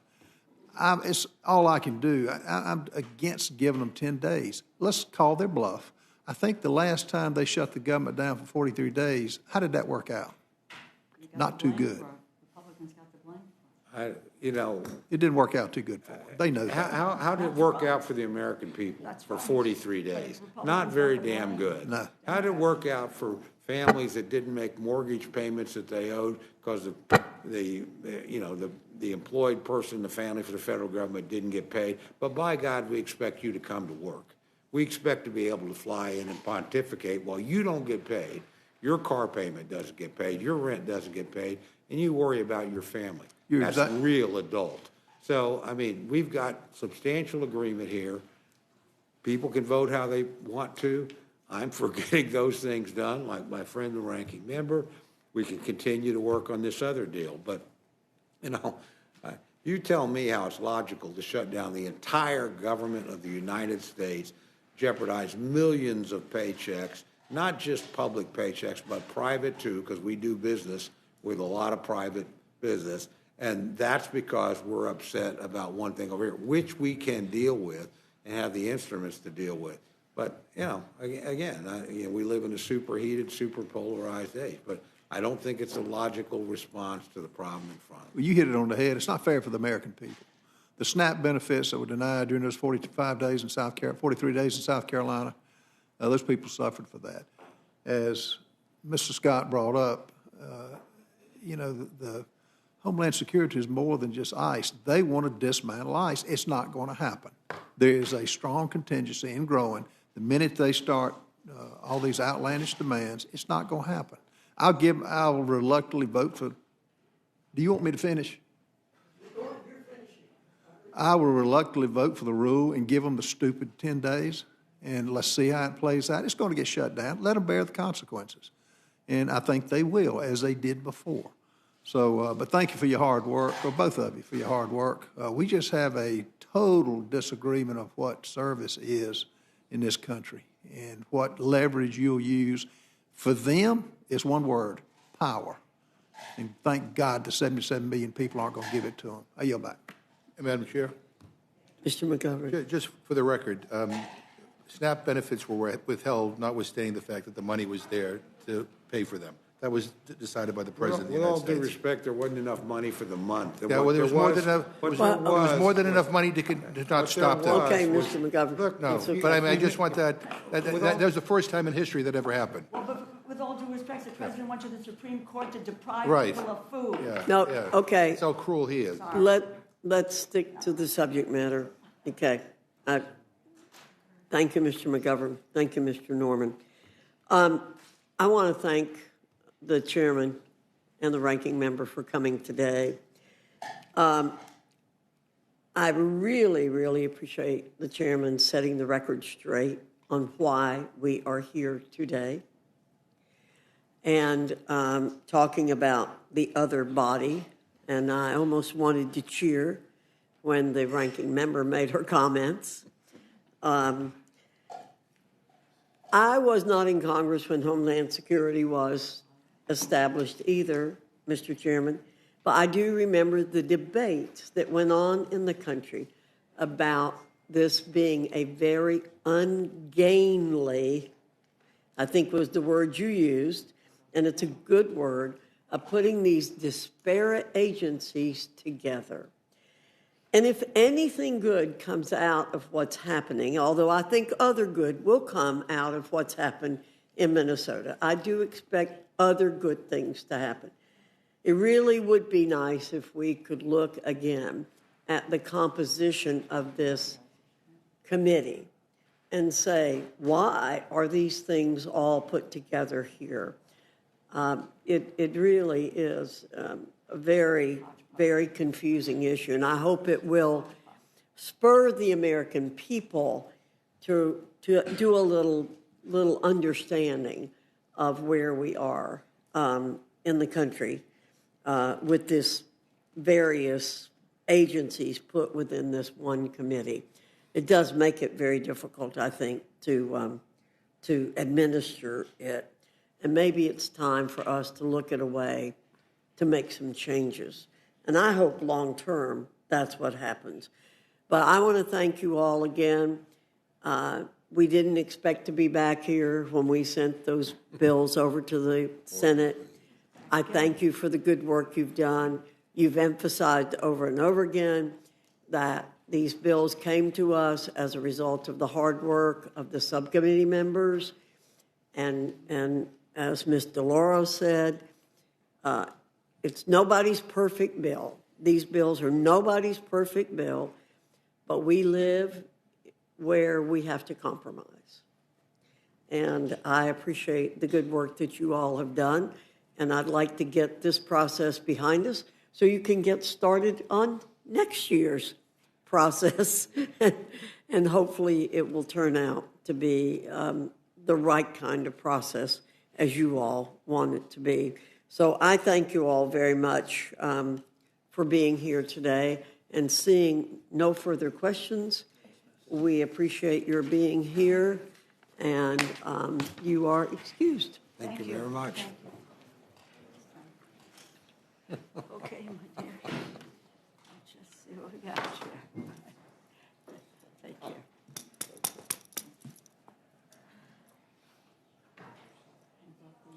Rosa, I hope your hand gets better Thank soon. you.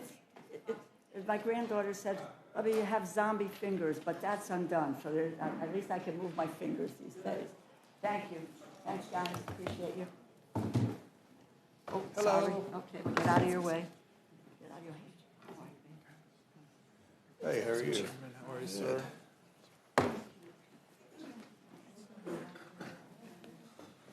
Hey, Ralph. How you doing, buddy?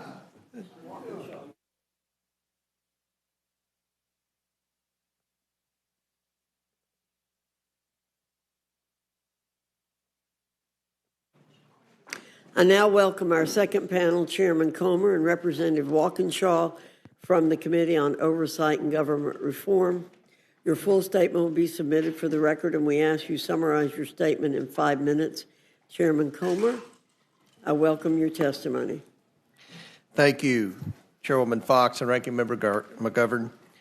I urge the Rules Committee to grant a prompt rule for the House's consideration of both the resolution recommending that the House of Representatives find former President of the United States, William J. Clinton, in contempt of Congress for refusal to comply with a subpoena duly issued by the Committee on Oversight and Government Reform, and the resolution recommending that the House of Representatives find former Secretary of State Hillary R. Clinton in contempt of Congress for refusal to comply with a subpoena duly issued by the Committee on Oversight and Government Reform. Subpoenas are not mere suggestions. They carry the force of law and require compliance. Former President Clinton and former Secretary Clinton were legally required to appear for a deposition before the House Oversight Committee. They refused, and actions have consequences. Last July, Republicans and Democrats on the House Oversight Committee's Federal Law Enforcement Subcommittee unanimously approved a voice vote, a motion to subpoena former President Clinton and former Secretary Clinton for depositions as part of our investigation into the federal government's handling of the Jeffrey Epstein and Ghislaine Maxwell criminal cases. On August 5th, I issued subpoenas to them. The testimonies of President Clinton and Secretary Clinton are critical to understanding Jeffrey Epstein's sex trafficking network and the ways he sought to curry favor and influence to shield himself from scrutiny. In fact, then Secretary of State Clinton would have signed off on the annual Trafficking in Persons report. In 2010, under Secretary Clinton's tenure, that report began covering trafficking within the United States. Given her service as Secretary of State, she could provide firsthand information about the federal government's efforts to combat international sex trafficking. Their testimony may also inform how Congress can strengthen laws to better combat human trafficking. Since issuing the subpoenas, the Oversight Committee has acted in good faith. We've offered flexibility on scheduling. We've tried to accommodate. The response we received was not cooperation, but defiance, repeated delays, excuses, and obstruction. President Clinton and Secretary Clinton claimed to have been treated unfairly because the Oversight Committee accepted written statements under penalty of law from former U.S. Attorneys Gonzalez, Holder, Lynch, Sessions, and Garland, as well as former FBI Director Comey. Those written statements were accepted because none of those officials recalled any information relevant to the Epstein investigation, nor could we find any evidence that they did have personal relationships with Epstein. By contrast, the Oversight Committee required in-person testimony from former U.S. Attorney General Barr and former U.S. Secretary of Labor and U.S. Attorney Acosta, both Republicans, because they possessed information directly relevant to the investigation. The Clintons had documented relationships with Epstein and Maxwell, including President Clinton's trips with Epstein and Maxwell, evidenced by numerous photographs, flight log records, wedding invitations, and other materials. We repeatedly informed the Clintons' attorneys that a written statement would not be sufficient. The subpoenas required a deposition. Federal courts have consistently held that witnesses may not impose their own conditions upon the manner of congressional inquiry. Yet President Clinton and Secretary Clinton attempted to do exactly that, submitting a brief, bulleted written statement that was neither comprehensive nor responsive to the Oversight Committee's many unanswered questions. No person, not a former president or a private citizen, may willfully defy a duly issued congressional subpoena without consequence. And there can be no doubt that this bipartisan congressional subpoena was lawful and duly issued, as Ranking Member Garcia confirmed for the record during the committee's markup. The Clintons have flatly refused to appear at all, despite repeated warnings that the Oversight Committee would move forward with contempt proceedings. 2 weeks ago, the Oversight Committee voted on a bipartisan basis to hold both President Clinton and Secretary Clinton in contempt of Congress for refusing to comply with their subpoenas. President Clinton must be held accountable for his actions. Secretary Clinton must be held accountable for her actions. The Rules Committee and the full House must take this opportunity to uphold Congress's investigative authority. And we must do so to demonstrate to the American people that justice is applied equally to everyone, regardless of position, pedigree, or prestige. I also urge the Rules Committee to grant prompt rule for Representative Gill's House Joint Resolution 142, disapproving the action of the District of Columbia Council and approving the D.C. Income and Franchise Tax Conformity and Revision Temporary Amendment Act of 2025. As I've said many times before this committee, Congress has the constitutional right to review legislation passed by the D.C. Council under the D.C. Home Rule Act. It also has authority to block such legislation. In this case, it should do just that. In December this past year, the D.C. Council enacted, without the mayor's support, legislation that blocks corresponding tax relief for D.C. residents and businesses that is afforded them at the federal level by the Working Families Tax Cut Act. These reforms provide much-needed tax relief for both individuals and businesses, relief that keeps more of Americans' money where it belongs, in their pockets. However, the D.C. Council has cherry-picked pieces of these federal tax reforms and decided to just ignore the application in the local tax code. The tax provisions they have chosen not to implement in the D.C. tax code include no tax on tips, no tax on overtime, no tax on Social Security for senior citizens, no tax on auto loan interest. This hurts seniors and hardworking American families, and that's just the start of it. They've also cut various tax credits for D.C. local businesses, including research and development and manufacturing incentives, stifling them from growing their local economy. The House must swiftly exercise its constitutional responsibility to oversee the District of Columbia and stop this misguided legislation from going into effect. I urge my colleagues on both sides of the aisle to unite in the support of D.C. taxpayers and businesses and support this necessary resolution of disapproval. Again, I ask the Rules Committee to grant a prompt rule for the House's consideration of these measures, and I welcome the committee's questions. I yield back, Madam Chair. Thank you, Mr. Comer. Mr. Walkinshaw, can you hold on just 1 second? Sure.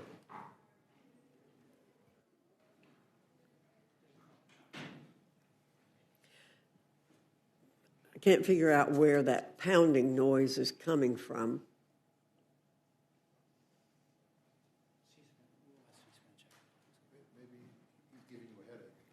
No. I'm sure it's distracting to me. I don't want it to be distracting to you all. We thought it might be coming from your mics. That's why I wanted to I'm missing hold. the piece. It could be. Oh, yeah, he's missing the... There it came. That could have been it.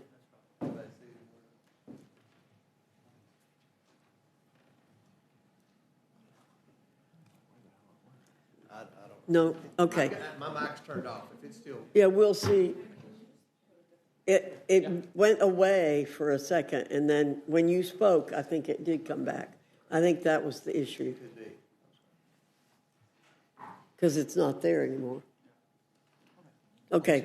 All right, we have enough. All right, we'll just switch out. Thank you. Sorry, Mr. Walkinshaw. Please, you're recognized. Thank you, Chairwoman Fox. This is my first time before this august committee. I got the full experience here over the last hour listening to you all.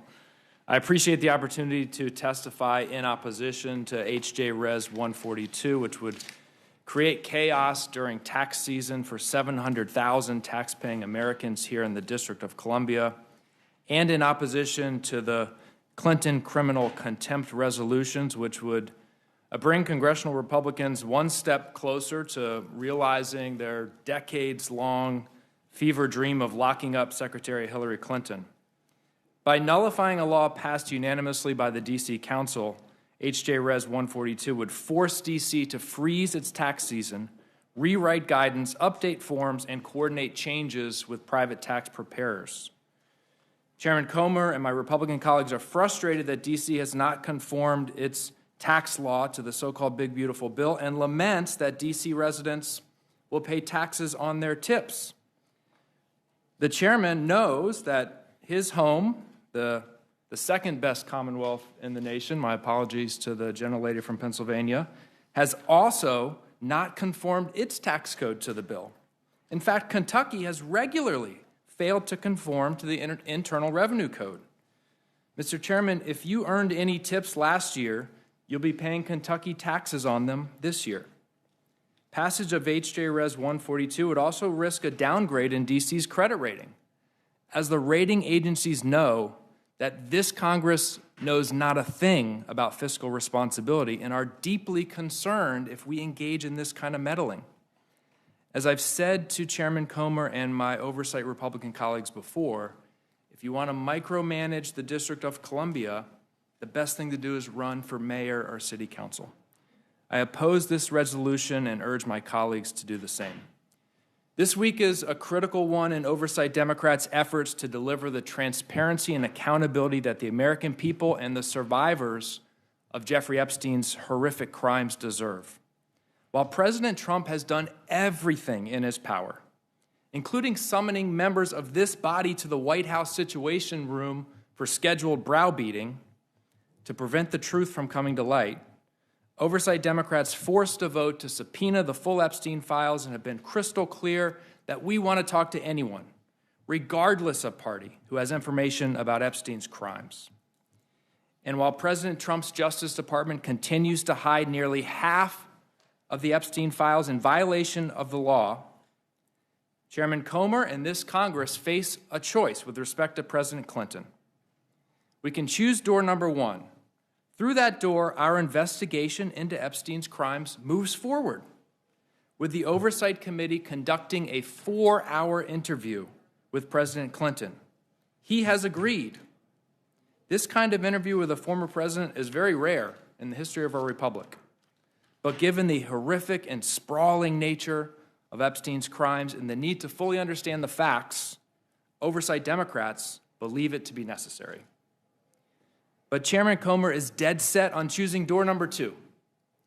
And through door number two lies a politicized criminal contempt vote sent to a politicized Trump Department of Justice, very likely to die in court months or years from now. That door involves no interview or additional information from President Clinton, information that could advance our investigation. So the question before us is this: do we want to advance our investigation by interviewing President Clinton, or do we want to play politics? I would submit, Madam Chairwoman, the American people are tired of Epstein politics. They want us to get to the truth. I yield back. Thank you both very much for your statements. I'm going to defer my questions. And Mr. Scott, I wonder if Mr. Scott has no questions. Mr. McGovern, you're recognized. Well, so I have two sets of questions, Madam Chair, because we have two bills coming up here at once. So let me start with the D.C. bill. Chairman Comer, has your committee held a hearing or a markup on this measure? We have not, because in order to rescind the D.C. Council motion, you're on a time frame 30 days. This was introduced 11 days It's ago. pretty self-explanatory. I have a limited amount of time here. And has Congress ever vetoed a local D.C. tax law before? Yes. We did House Joint Resolution 42 last Congress. Isn't that right? Mr. Waukesha? Was it the... I think that's incorrect. We have not. I don't know what you're talking about. That's unprecedented. So since this measure has received zero public consideration by the U.S. Congress, and you want the House to vote on it this week, and Congress has never interfered with a local D.C. tax law before, let's at least spend a few minutes evaluating what it would do. Can you tell me the size of D.C.'s budget for fiscal year 2026? It's $22 billion. Okay. And how much of that is covered by the projected revenue raised from D.C., from local D.C. taxes? We've worked very closely on the Oversight Committee with Mayor Bowser in trying to recruit industry. The answer is $13 billion. And private investment. Yeah. And what is D.C.'s capital budget for fiscal year 2026, which is used to invest in things like the metro, public schools, and public infrastructure? I'll have to go through my notes. It may take a minute. $2.6 billion. How have D.C. revenue projections over the next 4 years been impacted by the mass layoffs of federal employees by the Trump administration? Do you know, Mr.? They've been negatively impacted. Yeah, we're told, we're... All I know, Mr. McGovern, is we've worked with the mayor to try to get the federal employees back to work, something that she supported. Revenue estimates were revised downward by $1 billion. So if we overturn D.C.'s new tax law, do you know what the fiscal impact of that decision will be on D.C.'s budget? I mean, according to D.C.'s chief financial officer, that would blow a $600 million hole in the budget. And, I raise these issues, and again, I agree. that if you really want to micromanage D.C., you should run for city council, because clearly, I don't think you're coming here knowing the first thing about D.C.'s budget process and fiscal situation, and I think Republicans in Congress think they know better than D.C.'s elected officials about these very technical local tax and budget decisions, but blowing a huge hole in their budget, I mean, seriously? I mean, you guys can't even manage the federal budget, which is your actual job. I mean, you guys just voted for this big, ugly bill, which adds $4 trillion to the federal debt. And you're going to tell D.C. how to run their government? I want to ask unanimous consent to insert into the record, Madam Chair, a letter signed by the mayor, Muriel Bowser, and chairman of the council of the District of Columbia, Phil Mendelson. Without objection. One quote here. The district is already a month into the 2026 tax year and has begun accepting and processing tax returns. Disapproval at this stage would create huge administrative challenges, require taxpayers to refile their taxes, render existing guidance and forms obsolete, and necessitate rapid mid-year changes to tax administration systems. This is insane. This doesn't make any sense. So, Madam Chair, I really am frustrated that this is what we're going to spend our time doing this week. You know, a bill that's going to create more chaos in the district. It just doesn't make any sense. Now, to the second bill that we're here to talk about. You know, President Trump referred to efforts to uncover the facts about the Epstein issue as I'm going to quote him, a hoax involving Democrats, not Republicans, end quote. And he instructed Attorney General Bondi to investigate Democrats, including President Clinton, and that's exactly what this is all about. My Republican friends, you know, say that they are interested in getting to the truth of the Epstein files. I'm on the Rules Committee. We moved 9 times to try to get an amendment considered on the House floor to release the files.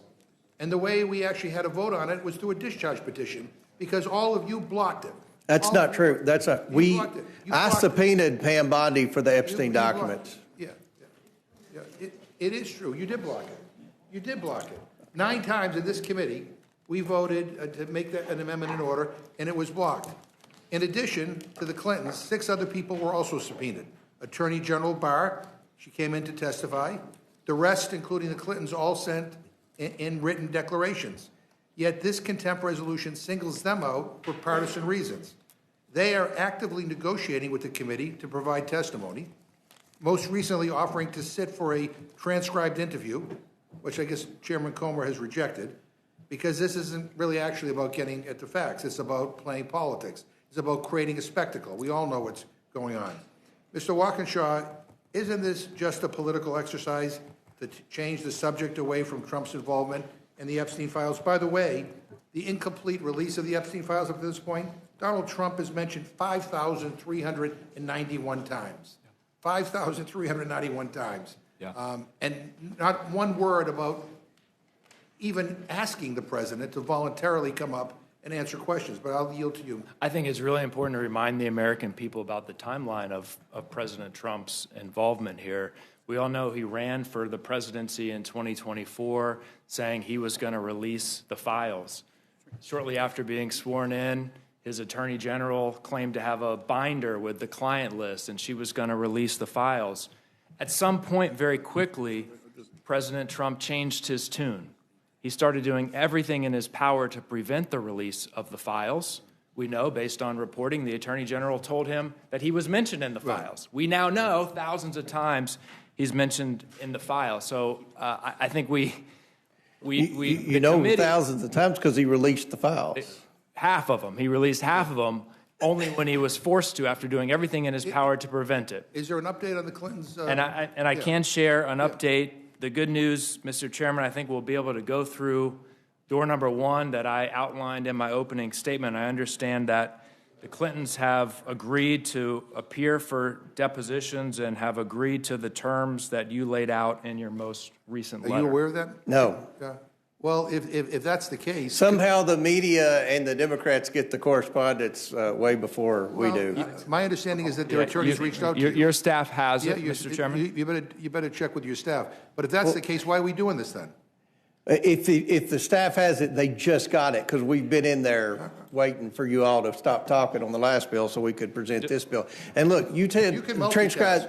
They rejected a transcribed. He wanted a transcribed interview. The difference in a transcribed interview and deposition, you don't have to answer the questions in a transcribed interview. Right, but They've agreed to the terms in your letter, I would Mr. suggest that you consult with your staff. Maybe Mr. Walkinshaw can maybe make sure that you're. Yeah, we'll make sure. My understanding is that your staff has been notified of this. If they've been notified, it's been in the last 15 minutes. Mr. McGovern, it just has come out in the last, I just received your note. In the last 2 minutes. Right, well, then can we save it? Can we save all? No. Just because we're going to have to review this and look at this. And look, this sets a bad precedent. So every time we issue a subpoena, and what Mr. Walkinshaw does not say is the Democrats made the motion for all these subpoenas. This was a Democrat motion, and a majority of the Democrats on the committee voted for this subpoena. We want to hear from everyone. So you're trying to say it's partisan, and it's not partisan. Reclaim my time, Madam Chair. It's bipartisan. So, in other words, you're getting everything you want, but you still want to go ahead with the show. You're talking about something nobody's even read yet, Mr. McGovern. All right, let me add. So in the recent DOJ release of the Epstein files, there appears to be far more information about prominent people in Epstein's circle, including Donald Trump, Melania Trump, Elon Musk, and Howard Lutnick. Chairman Comer, do you know if top Trump advisor Elon Musk ever went to Epstein's rape island? I haven't seen any evidence that he had. Do you know? But look, if anybody that's been to the island, especially if they went to the island after he's convicted, we're interested in talking to them. Do you know if Trump advisor Steve Bannon ever went to Epstein's rape I island? don't keep up with Steve Bannon. All right. Do you know if Trump's Commerce Secretary Howard Lutnick ever went to Epstein's rape island? He has said he went to the island with his wife and kids and would never go back. He went somewhere. I don't know if it's an island, but he went somewhere with Epstein. He said that before. So you don't want to subpoena them, or don't you care to learn if they? I've subpoenaed the former Republican Attorney General Bill Barr for a hard-hitting deposition, and we subpoenaed Alex Acosta, who served in the Trump administration. How many Republicans did Jamie Raskin subpoena when he has? How many Republicans did the Democrats subpoena? This is a bipartisan investigation. That's why a majority of Democrats on the Oversight Committee voted for this. It's my time, Mr. Chair. You can spread all the propaganda you want in your committee, but it's my time in this committee, and I'm asking the questions. So the answer is no. That you're not going to subpoena. I don't even know what the question is. It was very. Are you going to subpoena Howard Lutnick or Steve Bannon or Elon Musk? We'll subpoena anyone that the evidence leads us to. Yes. If the evidence, we'll talk about it with the committee. And we don't just pull subpoenas out of our butts like Jamie Raskin would do. My time. Chairman Comer, the Oversight Committee issued a subpoena to Attorney General Bondi more than 5 months ago. I subpoenaed Pam Bondi for the Epstein documents. Madam Chair, can you muzzle the witness, please? I mean, Chairman Comer, the Oversight Committee issued a subpoena to Attorney General Bondi more than 5 months ago, requiring her to produce all of the Epstein files to Congress by August 19th, 2025. Yes or no? As of right now, has Attorney General Bondi fully complied with the subpoena? We're still reviewing the 3 million documents to see if that's all of the documents or not. It's important. Just 1 minute, if I could. I'm going to ask you all not to talk over each other, but I do have a question something I'd like to ask, if you'd let me real quickly. Happy to real quickly. Thank you. People keep saying, have all the files been released? Does somebody have a total of the files? How is anybody ever going to know how many files? Madam Chair, when this started 5 or 6 months ago, it was suggested that there were between 100 and 300,000 files. We've already had released over 3.1 million files. Okay, now, Mr. McGovern. Mr. Walkinshaw, why don't you respond, please? The direct answer to your question, Madam Chairwoman, is yes, we do have a number. And we have a number because the Trump administration, the Deputy Attorney General, Todd Blanche, said there are 6 million files. They collected 6 million files. Now, he says they over-collected, so they've only released 3 million. The law does not allow them to subjectively determine that 3 million of the Epstein files that are in his possession, which he said were over-collected. Mr. McGovern, though, asked a question about the Oversight Committee's subpoena and the Attorney General's compliance with that subpoena. That's separate from the release of files that we've seen publicly, because the Oversight Committee's subpoena does not have the same list of allowed redactions that the legislation that we all voted for has. She's produced to this committee only 30,000 pages of documents, not 3 million, not 6 million. She's out of compliance with the subpoena and not following the law requiring the release of all 6 million documents. But can we talk about this? I'm interested in getting to a number. So, well, I'm curious. Okay, so she's released over 3 million, you said, Mr. Chairman. She just released 3 million in addition to the I don't know, 30-something thousand a few months ago. And Mr. McGovern, you said we know the number? Is that what you said? The Deputy Attorney General, Todd Blanche, President Trump's former personal lawyer, said that there are 6 million files. He's choosing to release only 3 million, and he's choosing to heavily redact that 3 million. So should we hold Pam Bondi in contempt? She is turning over documents, and what they said is they turned over documents, every document that they're legally required to turn over. I don't think she's complying with the subpoena. That they're allowed by law to turn over. Well, all right. There's still investigations. There's class action lawsuits. There's a lot of legal stuff still taking place with this. But we want the documents. We want everything. We're reviewing the 3 million. I don't think anybody can say with honesty they've read all 3 million of them. We're pouring through them as quick as we can. I'm worried about the 3 million that haven't been released. And do we know what's in those 3 million pages that haven't been released? We do not know. Have we heard from? Have you? Because I've been reading the public. I've been reading public statements, but I want to know whether you have heard from Epstein's victims and survivors about the recent release by DOJ. Have you heard of some of the concern of some of the survivors who believe that DOJ is deliberately releasing personal information about them? See, that's while at the same time protecting the men that abuse these women? You want to answer? It was deeply concerning. I mean, look, the most recent release, we heard from the Department of Justice that they couldn't follow the law because they were taking so much time to carefully scrutinize the files and ensure they did the appropriate redactions to protect the survivors. And then we hear from survivor after survivor after survivor after survivor who was revealed in the release. So they delayed the release to protect the survivors, so they say, and then they failed to protect the survivors when they released half of the files that the law requires. And the interesting thing is that the names that really weren't released are the perpetrators, are the people who abused these women. So again, they victimized, again, the survivors, and they're protecting the people, who abused them. I got to say that, Republicans on the Oversight Committee have moved swiftly to hold the Clintons and Democrats in criminal contempt. Yet several Republican members of the Oversight Committee notably refused to comply with congressional subpoenas from the January 6th committee. Maybe, Chairman Comer, do you think your own members should have been held in contempt and prosecuted? So I'm glad you asked that question, because there's been a lot of speculation in our Minnesota fraud investigation that there may be a Democrat member from Minnesota that net worth has significantly increased. What we found out, we can't investigate other members. That has to be the ethics committee. So if there was an issue with the January 6th committee subpoenaing members of Congress, which I've been told we're not supposed to do, then they should take it up with the ethics committee, because that's their sole purpose, is to investigate other members.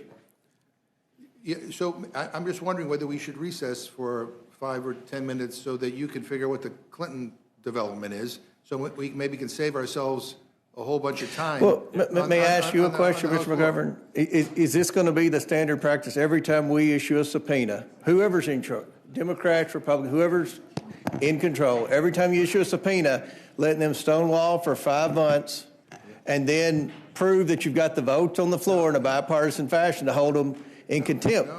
No, I think what the danger here is that the Clintons weren't negotiating in good faith, and you jumped to this For 5 months? Just say, we have seen Chairman Comer has repeatedly moved the goalposts here. Oh, that's At our bullcrap. That markup, is not it's my true. You've time. been here You 3 weren't weeks. asked the You don't, question. hey, that's You not weren't asked true, the Madam question, Chair. Mr. Chairman.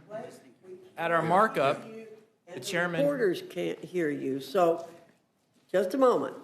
You made an accusation, Mr. Walkinshaw. I'm trying to that the complete my statement. Republicans moved the goalpost. That's right. I'm How gonna can explain you that. back that up? I'll back it up this way. We had a markup a couple weeks ago on these contempt resolutions. The chairman laid out his objections to the Clintons' most recent offer at that time. He didn't like that they hadn't agreed to a transcription. He didn't like that they wanted to limit the amount of committee staff in the room. They had said that he hadn't agreed to limit the discussion to Epstein-related matters. He claimed at the time that was untrue, and he did want to limit the discussion to Epstein-related matters. All of those objections that the chairman laid out at our markup a couple of weeks ago were addressed by the offer that the Clintons made yesterday. We now know the additional objections that the chairman laid out in a recent letter have been addressed by the Clintons and their lawyers. So if we're going to continue to move forward, despite the fact that they have met everything you've asked them to meet, I think we've revealed what's actually happening. And so the question is, are we interested in getting to the truth and the facts, or are my friends interested in creating a spectacle? Or is this all about, no, this, I'll say, we have been on this, Democrats on this committee have tried 9 times to bring, a resolution to the floor to release the Epstein files. Only when public pressure, forced you to cave on it, finally, did we have a vote on it. And now we have a Department of Justice that is half complying. Mr. McGovern, let me tell you, I agree with you that we should take a recess. Okay. So that we can review the recent developments. That's all I was trying to say to you, is I think that we should do that. The rules have been called, votes have been called, and so I think we should go vote and return 10 minutes after the last vote. And I get to finish my questions? Yes, sir. Thank you. Can we start at the end? If you won't take another 20 minutes, although I've taken some of your time. Can we start at the beginning of the last? Yeah, the beginning of the last vote. Can we do that? Beginning of last vote. Okay, thank you. If that is giving you all enough time, perhaps they might have something to say at that time. Okay? Yes. Thank you, Mr. McGovern. I want to thank Chairman Comer and Mr. Walkinshaw and the others who are here. We're now going to recess. And committee's going to recess until after the beginning of the last votes. Committee's in recess.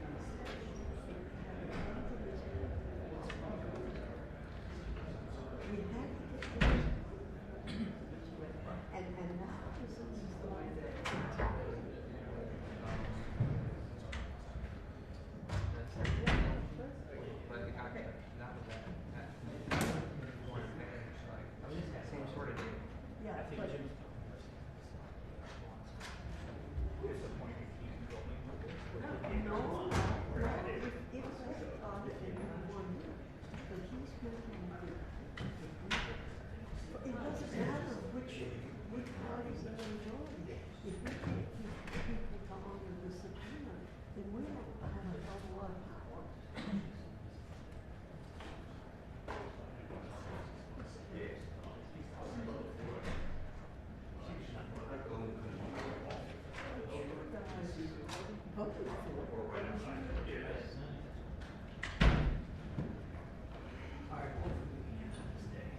I'm gonna go chat with my leadership on the floor, see what they're thinking. And with Homer, see what they're thinking. Did you hear Steve? No. Well, then, what? Oh, yeah,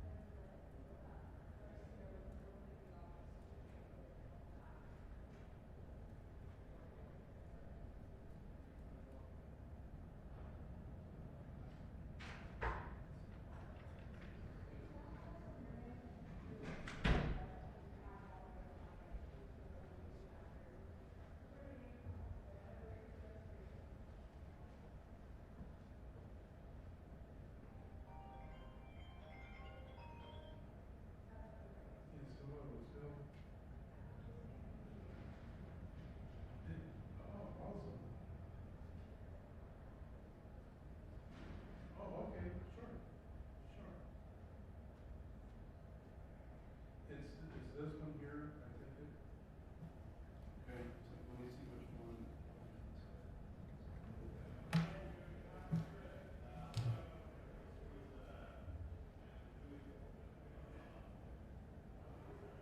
Yeah. Yeah, yes, this is the,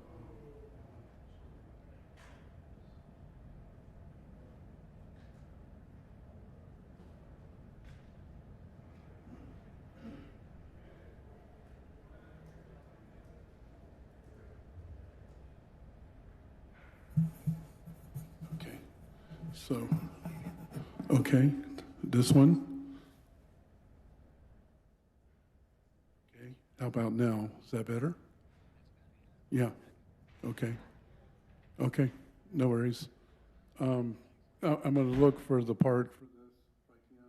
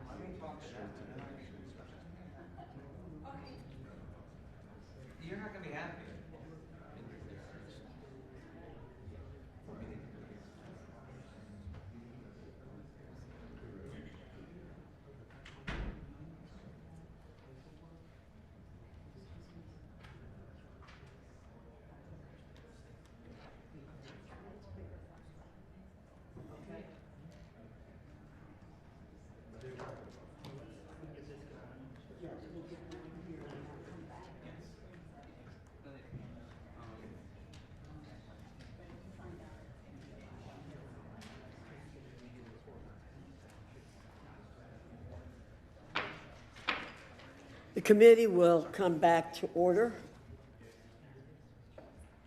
We are going to suspend the panel from the Committee on Oversight and Government and go to the Committee on Natural Resources. So I now welcome our third panel, Representative Stauber, Representative Ansari from the Committee on Natural Resources. Your full statement will be submitted for the record. We ask you summarize your statement in 5 minutes. Representative Stauber, I welcome your testimony. Chairwoman Fox, Ranking Member McGovern, thanks for the opportunity to testify today on H.R. 4090, the Critical Mineral Dominance Act. In November, the U.S. Geological Survey published its final 2025 list of critical minerals covering a total of 60 commodities. These critical minerals face risk from disrupted supply chains, and they are vital to U.S. national and economic security, along with our nation's ability to compete and win in the 21st century. The data is clear. Demand for these critical minerals is projected to skyrocket in the coming years, and we must be ready to meet this challenge. According to a recent study from S&P Global, global copper demand alone is projected to increase by 50% by 2040. Driven by the growing needs of artificial intelligence, defense, and manufacturing. This surge could cause a shortfall of up to 10 million metric tons of copper without a meaningful supply chain expansion. In other words, we need to mine more, and we need to mine now.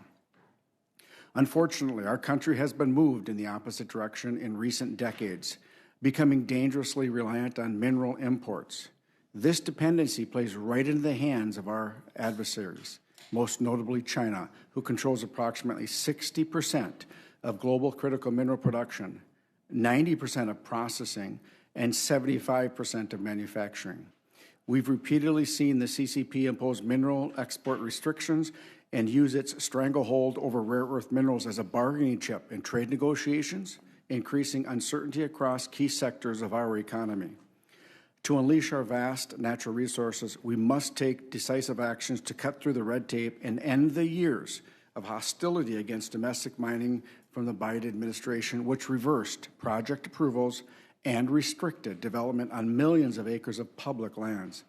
Since taking office, President Trump has moved swiftly to set America on a path to mineral dominance, from issuing America First executive orders focused on mineral production to including dozens of new mineral projects in the FAST 41 process.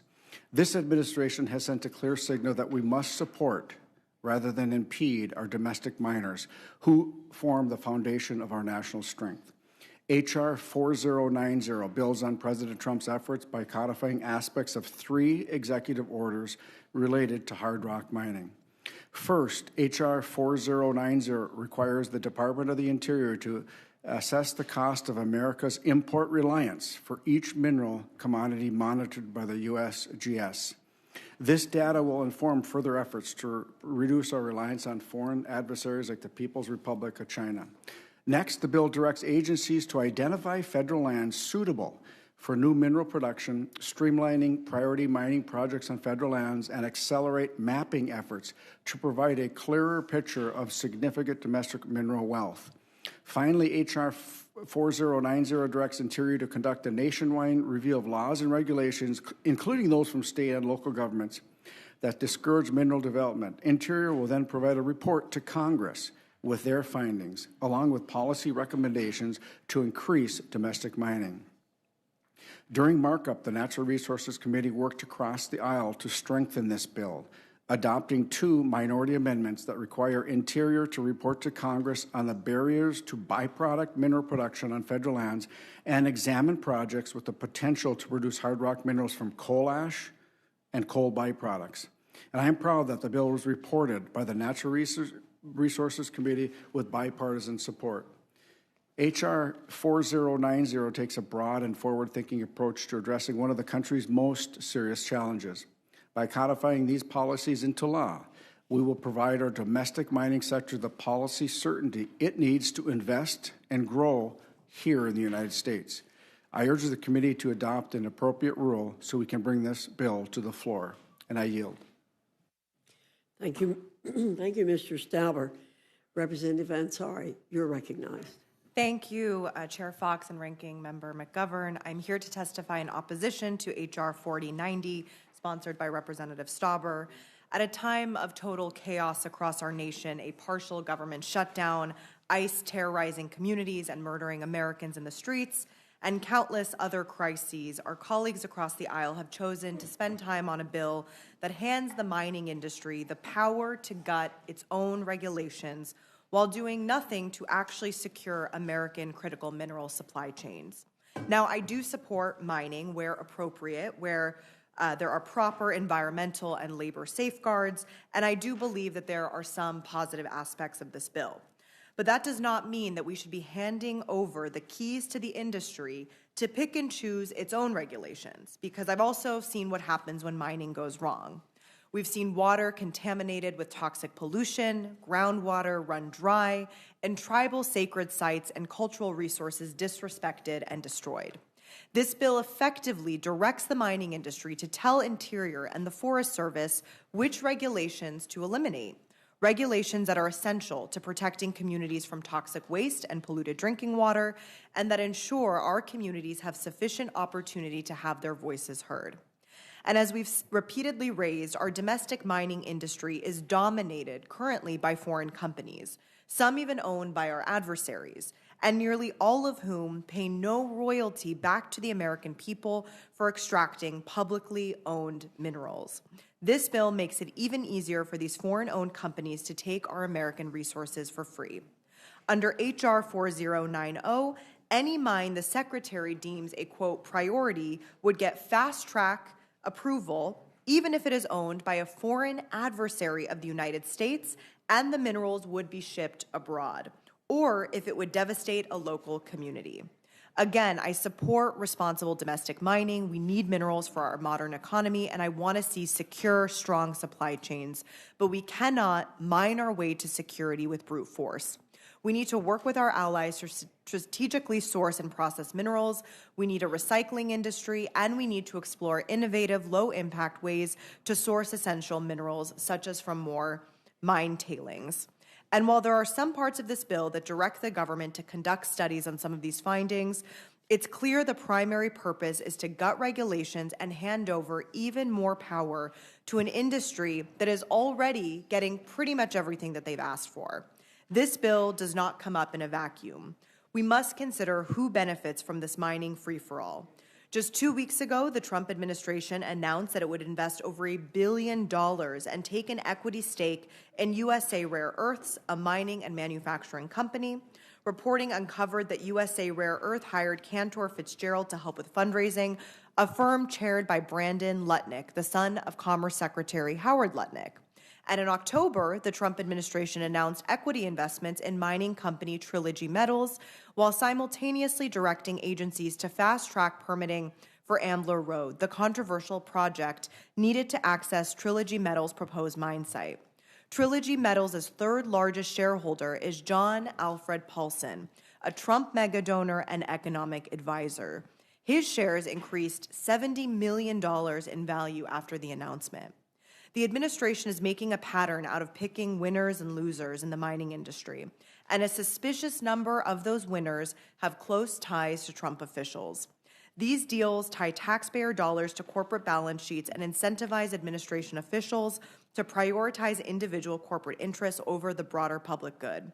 Earlier today, Ranking Member Huffman of the Natural Resources Committee and Ranking Member Garcia of the Oversight Committee, both committees I'm fortunate to serve on, sent a letter to the administration demanding answers on the Trump administration's taxpayer-funded mining spending spree. To date, there has been no public disclosure of procedures or safeguards in place to ensure that these ownership stakes do not influence permitting decisions, regulation, enforcement, contracting decisions, or any other agency decisions relating to these mining and mineral projects. Before we give this administration even more power to enrich themselves at the expense of everyday Americans, let's get answers to at least some of these questions. I reiterate my interest in working with colleagues on innovative ideas in the mineral space, but I cannot support this bill as written. Thank you. I yield back. Thank you, Miss Ansari. I appreciate it. We appreciate it. I am going to ask questions on this bill. Representative Stauber, are you, or is the committee, that the Natural Resources Committee, as far as you know, motivated with this bill to help any person or any entity? No. No, okay. Well, I think we should get that out of the way right away. My good friend, Representative Leisure Fernandez, has offered an amendment before in this committee and in the Natural Resources Committee, I know, about prohibiting companies that are 10% foreign-owned from receiving the benefits of the bill. I wonder if that well-intentioned amendment might have unintended consequences. And so I'd like to ask about that. So it's apparent that China's already doing whatever that it can do to prevent us from building out secure domestic supplies of critical minerals, right? China has been for many years trying to corner the market on critical minerals, right? So what would prevent China, or some other country for that matter, from going out and buying 10% of a company, 10% of the stock of a company, and then stopping this legislation from applying to that particular mine, and therefore inadvertently cutting off supply of critical minerals? How can we not have the law of unintended consequences go into effect with that amendment? Because the amendment's before the committee, and so I'm jumping to that because I think it raises the issues related to this. Yeah, Madam Chair. I will tell you that China has been devastating to our economy in many ways, including mining. They will dump their cheap steel when they have to. They'll try to put out of existence our mining industry, in particular on the Iron Range. They will, on their commodity prices, they will cut them to reduce cost across the globe, so there's no investments anywhere else. And specifically to Representative Leisure Fernandez's bill, there is when you put an arbitrary number on it, the communist country of China, they cheat. They'll just go on the market. You don't mean it. Yes, I mean it, Madam Chair, and I've seen it. So they're just going by whatever arbitrary number we put on. They're just going to buy 10%. If we say it's 14%, they're going to buy 14%. That way, they stop the mining in our country. You've just given them the opportunity to do that. And it would have been written in our law. And so I think that we have to recognize we've got to win this AI war. We got to win the energy war. We have to win the mining war. We have the ability to do it. I will tell you, Madam Chair, that in the district that I represent is the biggest copper nickel find in the world. And we need those critical minerals. In addition, in the same complex, we have found helium at between 11 and 13%. Helium at 3% is economically viable.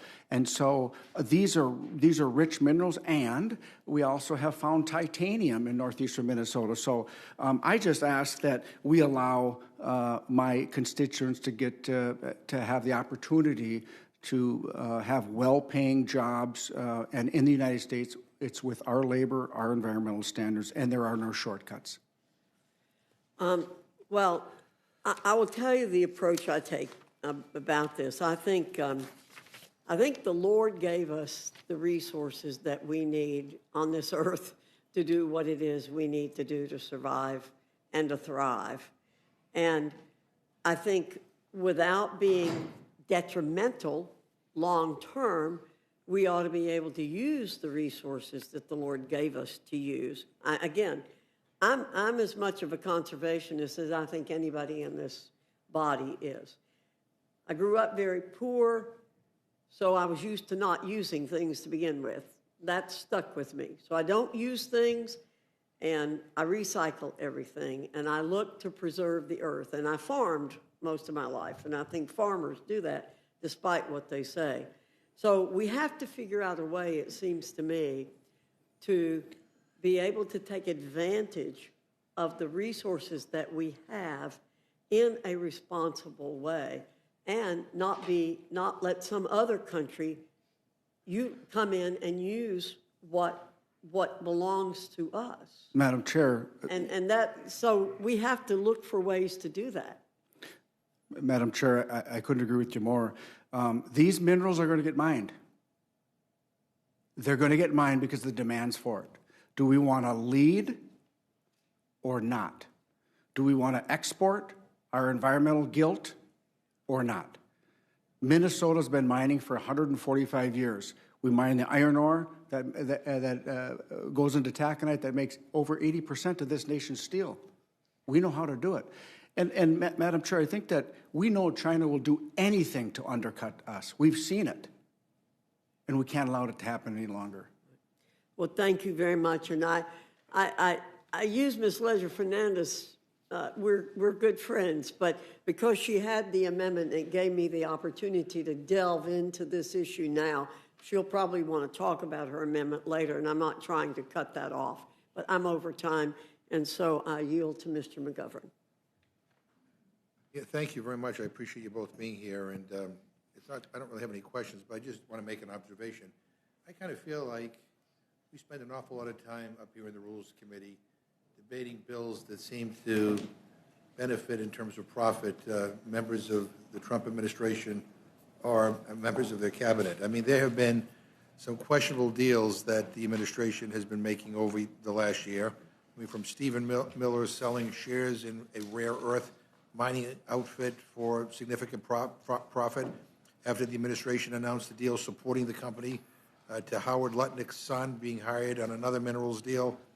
And this administration has now taken equity shares in 7 mineral companies, several of which have documented ties to administration officials.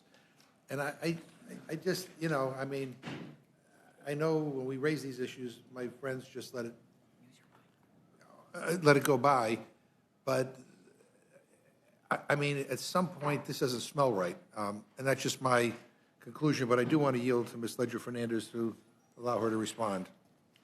Thank you, Jim, and I thought that maybe we'd have a conversation about this since you just raised it, so that way we can stay on topic. And thank you for calling me your good friend. I've really enjoyed getting to know you and being able to call you a friend as well. I think that what's interesting is that my amendment and the issue that I raised repeatedly with regards to allowing China and our adversaries take our minerals comes not from me. I mean, I'm not that smart. It comes from the Select Committee. That's where it came from. This originated with them last Congress, where they raised the issue about the fact that we need to start saying China and our adversaries should not be mining our lands. Because what that then happens is they take those resources to China. And last time Representative Stauber was here, he didn't want to answer that question, that, like, what was going to happen. I asked you, where is the copper that they intend to mine near the boundary wire is going to go, and you have to acknowledge that was going to go to China. But that was let me finish the point I was going to make. So, Madam Chair, I think that what you're talking about is good for us to wrangle with that. What this bill does is it provides a benefit. And what I am saying is we should not be providing these benefits to our adversaries. I agree. So, but every time I raise the issue of let's stop, we keep having these mining bills come before us. I keep saying, let's not offer that benefit to our adversaries, and we keep hearing, oh, we can't do that now, we can't do that now, we can't. Well, when are we going to ever say enough?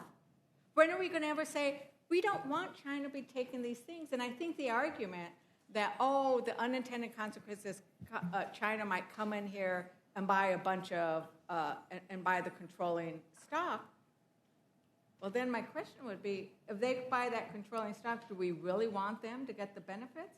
Because if they got that controlling stock, they're going to then take all the minerals. And I think that that's the problem. It's what you just pointed out is exactly the problem. If we don't say, no, you can't, then they're going to keep doing it because we have not put we have never said no to them. And we need to start saying no. We need to start saying that these resources are very important. And in my state, we have a huge mine down in Silver City. It mines all kinds of things. Guess what? It's American-owned. You can have American-owned companies.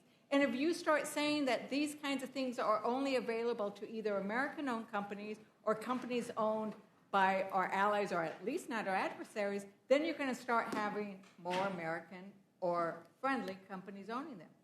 So that's the consequences. I think you're thinking of what are the consequences. That's the consequence I'm looking for. The consequence I'm looking for is saying no to China and our adversaries and yes to Americans and our allies. So does it make sense of where I'm trying to go with that? And the fact that it came out of this whole line of what we should be doing. Talk to Representative Molnar about it. And when I talked to Secretary Burgum about it, he agreed with me. I mean, this is not something that this should be bipartisan. I don't know why the natural resources keep saying we can't do it now. They don't say that it's the wrong thing. They just keep saying we can't do it now, and over again, it can't be now. And there's always some kind of new excuse. Thank you, Mr. Chair. Thank you, and I yield back. Thank you, Mr. McGovern, and I'll just say very quickly, we need to put some really good minds on to how to solve this. All right, Ms. Fischbach. Thank you, Madam Chair. And Mr. Stauber, thank you for bringing the bill forward because I know how hard you have worked for Northeast Minnesota. And I know there's a lot of discussion about who's going to benefit from it. But I know what you're talking about is you're talking about those folks in Northeast Minnesota, those miners in Northeast Minnesota, who this has been their life. I mean, you mentioned, 135 years of mining. And they've had it pulled out from under them so many times now. And one quick question. Does this bill require any specific mine to be opened? No. No, not at all. I know that's been one of the criticisms is that we're trying to open certain mines and, near the boundary waters, all kinds of things like this. But this is just simply, maybe you want to explain it. It's good report language. And I do, Representative Fischbach, Chairwoman Fox, Ranking Member McGovern, I do want to maybe correct something that the Ranking Member said. He said there's no benefit. In at least one proposed mine in northern Minnesota, there will be estimated $1.8 billion of federal royalties paid to the federal government. There will be $800 million of taxes over the life of the mine paid to the state of Minnesota, and that does not include the school trust fund where mining royalties go in. So every single school district in the state of Minnesota receives a benefit from mining. And I think that to my good friend and colleague, Representative Ledger Fernandez, she talks about the mining and the oil and gas in her state. Those are really good paying jobs. I asked my friend, can my constituents have those same good paying jobs? Those $135,000, $150,000 a year jobs? Can my constituents have them? We can lead. And thank you, Mr. Stauber. But I thought that we should turn this around to who is it? It really does benefit those individuals, those folks. It's going to benefit the economy. It's going to benefit, and you mentioned the school trust fund, and it's going to do Well, and strategic national security as well. Absolutely. You know, and we're going to have an opportunity, and my good friend and colleague, Representative Ledger Fernandez, is going to have the opportunity to support legislation that allows processing and refining to happen in our country, and it's going to happen very soon. So I'm looking forward to her support on it.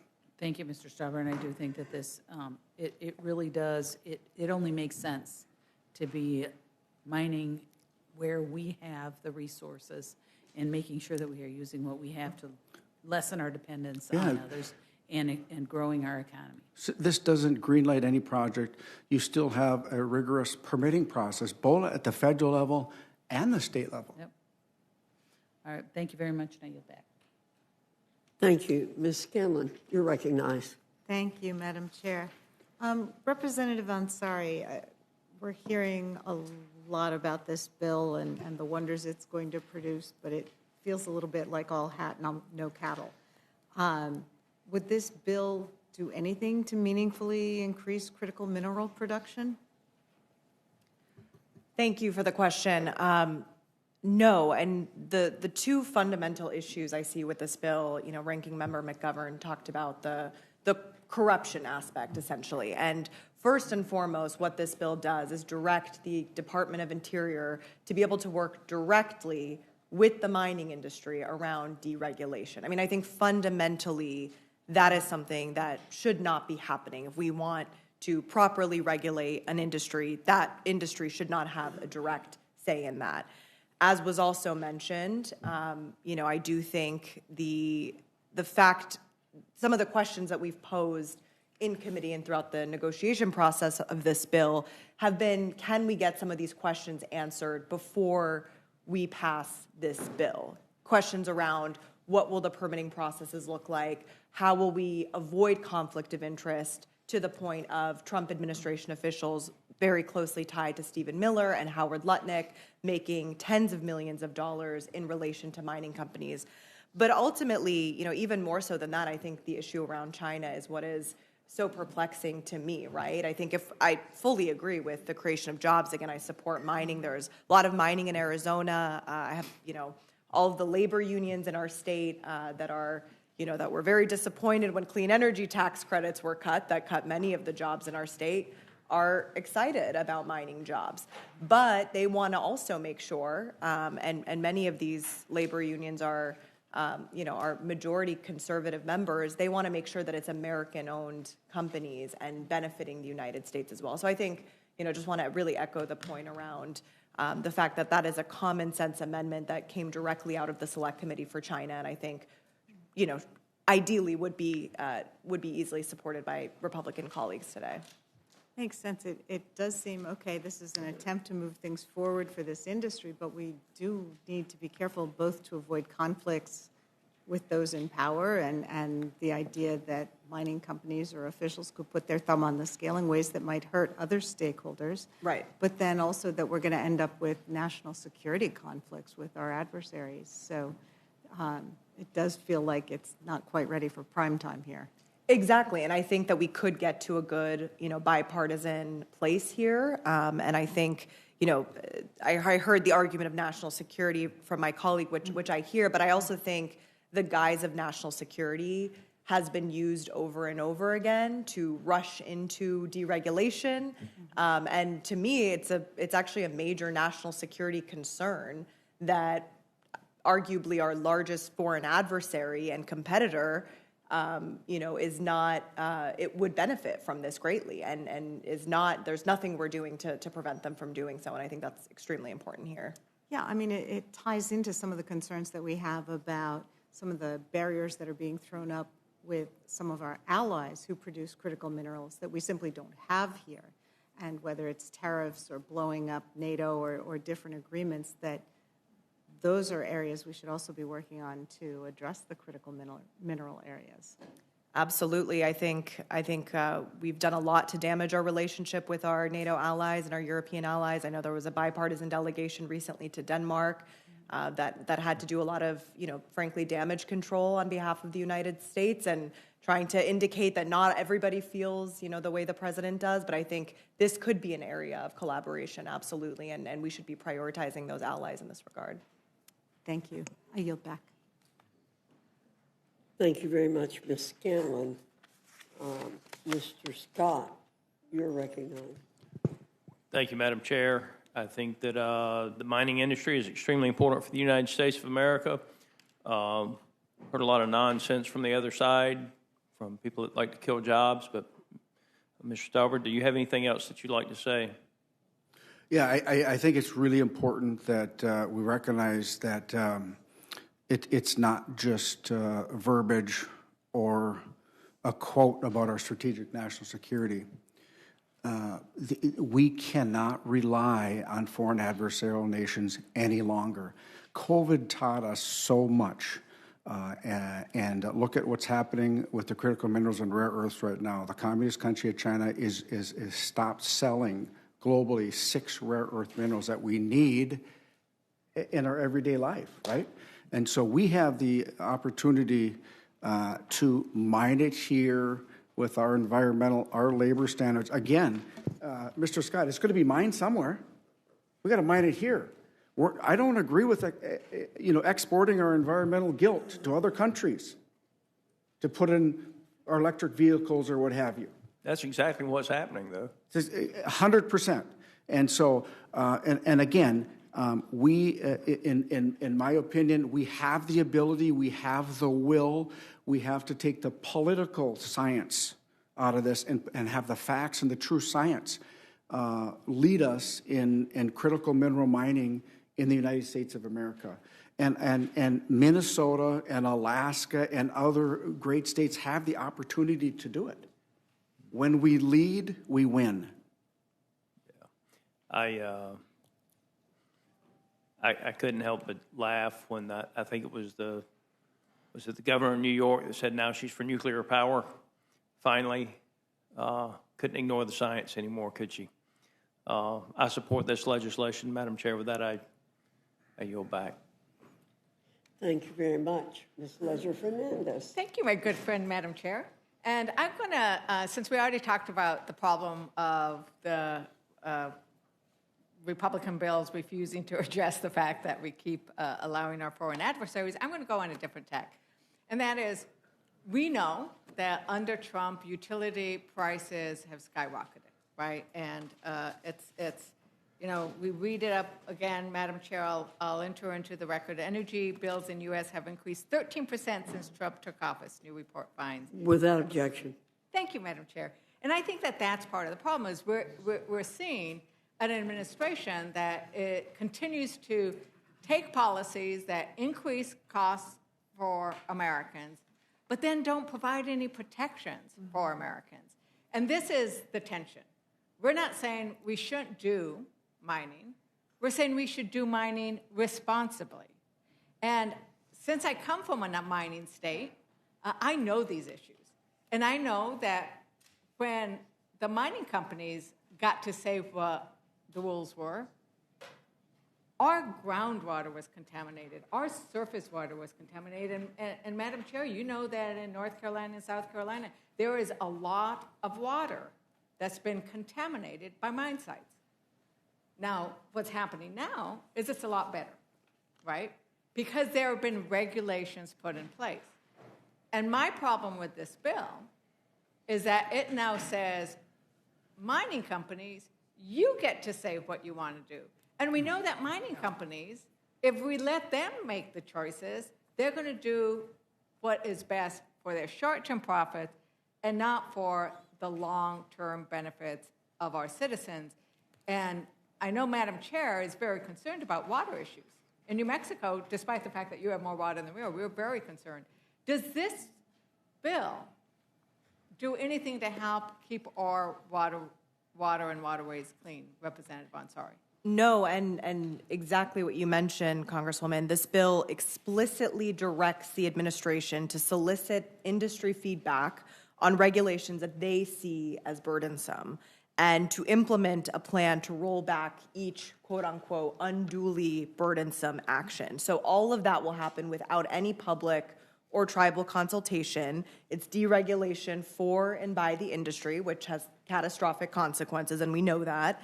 And industry support also doesn't mean that isn't it is in the best interest of the American people. I think that is extremely, extremely concerning. I think history has shown us that. And I think this argument around jobs, this bill is not a job creator. It's simply deregulation for and by the industry. And I think it's very rich to be talking about, quote unquote, killing jobs from Republicans when the reconciliation bill last year literally killed hundreds of thousands of clean energy jobs across this country. And so that is what this bill is, and there's nothing in there around protecting our water. There's nothing in there around even protecting national parks. And again, I keep going back to this point because I think the fact that, China is not exempted from this deregulation is highly concerning to me. Right. And I think that that's what we go back to. In New Mexico, we have stronger environmental regulations than other places. We have stronger methane regulations than across the border. I have the Permian Basin.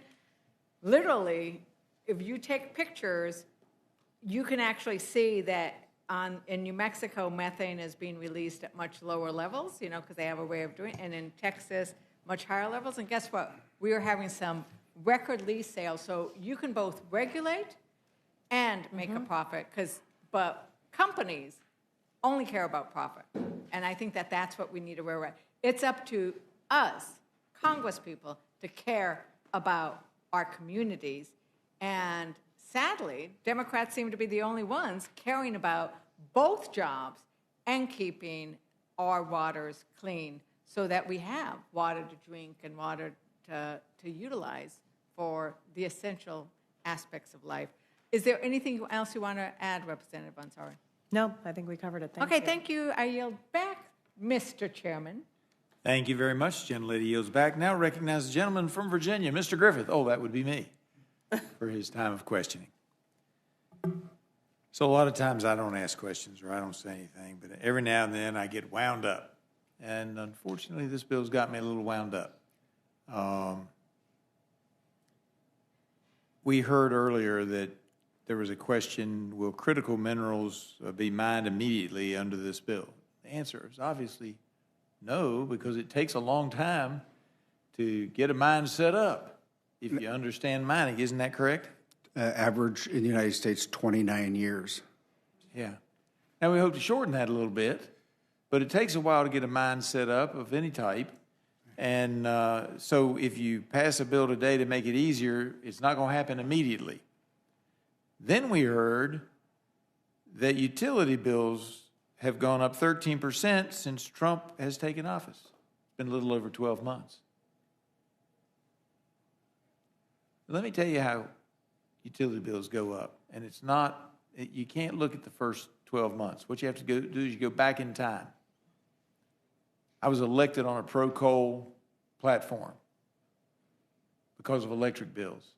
My district, the region that I represent, in the 1990s was the third lowest electric bills in the country because they relied on coal. Now, I know this isn't the coal bill, but it got me stirred up. They relied on coal to do their electricity. Then all of a sudden we came in with Barack Obama's war on coal. Prices had been going up a little bit, and then all of a sudden, boom, it made it harder to mine the coal. It made it harder to use the coal in electric generation. And guess what? We have some of the higher coal prices, or some of the higher electric prices today. And part of that reason is that all the companies that used to rely on coal are rapidly transitioning over, as policy dictates, to other sources. Now, natural gas at this moment is cheaper because of fracking. When I was first elected, everybody, in fact, one of my power companies was building a facility to bring in natural gas imports. And then suddenly, horizontal drilling and fracking came about, and the price of natural gas dropped precipitously. That is a competitor to coal, but depending on the month, coal can compete and will compete. Furthermore, we have taken our coal-fired power plants and we've made it difficult for them to continue to operate, and companies don't want to reinvest in upgrading those plants because they're afraid that somebody will come along, whether it be the state or federal legislation or federal executive orders, and tell them they have to shut down. So when people start saying utility bills have risen 13% since Trump took office, you have to look back in time. Now, I'm not saying you have to look back 29 years, but you have to look back in time. This is not a result of Trump policies. This is a result of Green New Deal policies. This is a result of the war on coal. This is a result of the war on fossil fuels and stranding assets. When you take a facility that was cut the ribbon on it, I was there in 2012 when the ribbon was cut, supposed to have a 50-year life expectancy, and the state legislature is trying to shut them down well before the 50 years is up. Those folks have to then reinvest in new things, and maybe it's a good thing, but they have to reinvest in something like, offshore wind. It's exactly what they did. And guess what the ratepayer gets to do? They get to pay for the old facility and the new facility, and then they want to blame that on Republicans who fought against these policies? I can't sit here and let that happen. I've got to bring it out. Did I say anything that you disagree with, Mr. Chairman? Chair Griffith, I appreciate your comments. I do want to talk about something that I think was. All right, let me give you that in a second. Do you disagree with anything that I said? don't. All right. Now, is there something else you'd like to say? Thank you, Mr. Chair. I would like to correct the record, if I may. This does nothing to the NEPA regulations. It does nothing to affect the Clean Water Act. It does nothing to negatively affect the Clean Air Act, and nothing to the Endangered Species Act. These are four critical pieces during the permitting process that both the state and the federal look at. So this legislation doesn't diminish any of that whatsoever. And I would have to agree with you on that and say to you that, you know, people who say that we want to use fossil fuels or critical minerals and we want to mine those and that somehow we're against the environment is just wrong. One of the most thrilling things that's happened to me in the last few months is I got to see an Andean condor. You know, we care about the environment, but just like Ms. Ledger-Fernandez said, we may disagree on how to get there, but you can do some regulations like NEPA and Endangered Species Act and so forth and continue to create jobs through mining, whether it be critical minerals or what we mine in my district is coal, and we do have natural gas. We have coal bed methane. Yeah. We've actually been fracking in my district for about 50 years. It just wasn't horizontal fracking in the coal beds. So, you know, and these are good jobs, and unfortunately, when the war on coal started, they killed those jobs. There weren't other jobs there. They didn't get any new jobs in the clean energy fields. Everybody kept promising they could have new jobs. Well, I got to tell you something. You take a coal mining job paying more than $100,000 a year, and you say, well, we're going to get you another job working at the Family Dollar.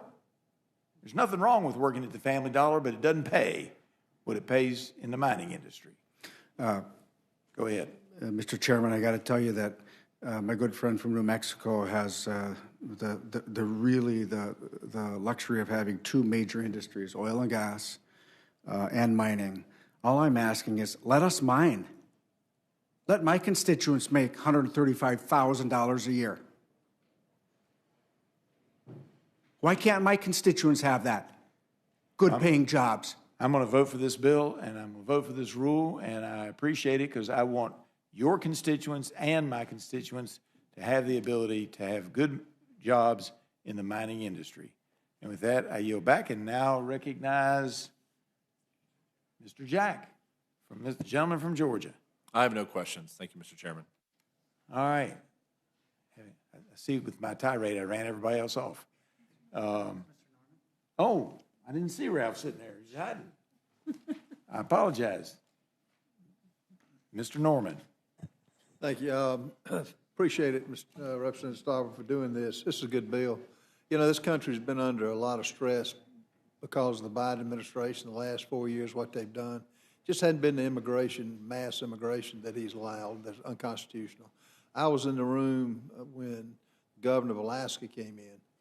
The Biden administration shut down the Alaska Keystone Pipeline and pretty much immobilized all of Alaska for their income. We've got a lot of minerals in Arizona that, in talking with what the Biden administration did, was unfathomable. And, you know, with China aggressively going after this country and the minerals that they threatened to shut down, it was President Trump who had a one-year reprieve when Beijing threatened to shut down the rare earth exports, which would have interrupted semiconductor chips and magnets essential for our military. There's no reason we ought to be beholden to China. It's a failure of politicians. So thank you for doing this. Don't want to belabor the point. We'll be supporting it. Good bill. I yield back. All right, that concludes all the folks wishing to ask questions from this panel. We appreciate you being here. And now, where do I go? Straight to here? All right. And now we're going to go to witnesses on amendments. Do we have any witnesses who wish to speak on their amendments?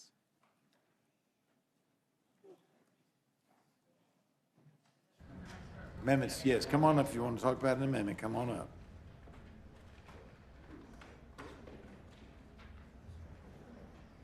All right. All right. Ms. Randall, you're recognized for 5 minutes to talk about your amendment. Thank you so much, Mr. Chair, and Ranking Member McGovern, committee members, for the opportunity to testify today on the funding package. Across the country, from the streets of Minneapolis to high school students in Aberdeen to the neighborhood vigils happening across my district, the American people have been unequivocally clear. No more funding for ICE. No more funding for Kristi Noem, for Stephen Miller, for Tom Holman, for Greg Bovino. No more abuses of tribal sovereignty. No more violating the Fourth Amendment of the Constitution. No more illegal warrantless searches, pulling people from their cars, using their children to lure them outside. We've had enough. Renee Good and Alex Preddy's murders were deliberate, intentional acts of violence perpetrated by the Trump administration. And the wake-up call for this Republican majority should have come sooner. There have been more than 30 deaths of individuals in ICE custody under this fascist regime. ICE agents are tear gassing families in their cars, individuals simply exercising their First Amendment rights. There's blood on the hands of every individual aiding and abetting the Trump administration's dangerous, fear-mongering invasions of U.S. cities. I refuse to stand by while our neighbors are shot in the streets, while children are kidnapped from their parents, and while tribal citizens are held hostage. I'm here today to call for Secretary Noem's immediate resignation, and if not, her impeachment. But she's not the only one who should be out of a job at DHS. Customs and Border Patrol's Greg Bovino, the architect of the chaos that's been unleashed on the streets of Minneapolis, is directly responsible for this administration's cruel assault on constitutional protections. He should be out of a job, and even President Trump knows it. Shortly after Nurse Preddy's murder, Bovino was demoted and kicked out of Minnesota, but that's not nearly enough. Just like no one wanted pedophile priests shuffled from one parish to another, it's unacceptable to move a bad agent from one state to the next.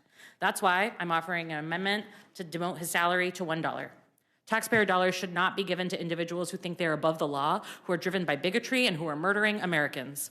And the list of laws they are violating is much longer than I have time to go into in my limited time here. But of particular concern to me is the way that these rogue agents have been violating the sovereignty of tribal nations. I'm hearing from tribal members in my district, as well as those in Minnesota and across the country, that ICE is illegally detaining and targeting Native people for their skin color. This is abhorrent. And that's why I'm bringing forward an amendment that would condition federal funding for ICE on upholding tribal sovereignty. My amendment would prevent ICE from entering an Indian reservation, tribal trust land, or restricted fee land without first notifying the tribe with jurisdiction over the land of their presence.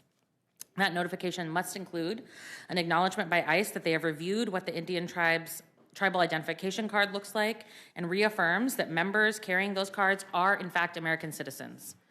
We must continue to reinforce protections for tribal lands. We must continue to fight back against ICE's violation of the Fourth Amendment, and we must ensure that their so-called immigration enforcement operations don't hinder public safety.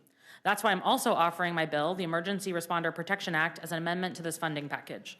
What happened last summer, CBP agents holding up crews fighting the Bear Gulch fire in my district for hours to interrogate and ask for IDs before ultimately detaining 2 first responders, should never be allowed to happen again. I've met with local officials from across the country who are scared this will happen in their communities next, which is why I introduced the Emergency Responder Protection Act and will keep fighting for it to become law. And this brings me to my final point about why there is no other option than to remove Secretary Noem from office. She is so obsessed with dressing up in tactical gear and posing for photo shoots with weapons that she has completely forgotten the important emergency response functions at DHS. I know some of my colleagues are wary of voting no on this package because it would also withhold funding for other DSH agencies like FEMA, but let's be real. Those other agencies are also suffering with Kristi Noem at the helm. Under her leadership, she's been dangerously undermining the safety and resiliency of our communities dealing with disaster. FEMA has frozen critical funds like the BRIC grant program, held up billions in disaster relief, and treated disaster response as political gamesmanship by punishing states and arbitrary withholding funds. The communities in my district who are experiencing more and more frequent flooding desperately need those funds. That's why I also have an amendment to condition this funding package on releasing all of the frozen FEMA BRIC grant funding, because Secretary Noem is dangerous. She's dangerous for the American citizens. She's dangerous for immigrant communities. She's dangerous to local governments who are simply trying to protect lives, property, and infrastructure in the face of a worsening climate crisis. I urge this committee to include my amendments in the funding package. And finally, I want to note my support for Representative Summer Lee's amendment to the Clinton contempt resolution to hold Attorney General Pam Bondi in contempt. Thank you so much for your time.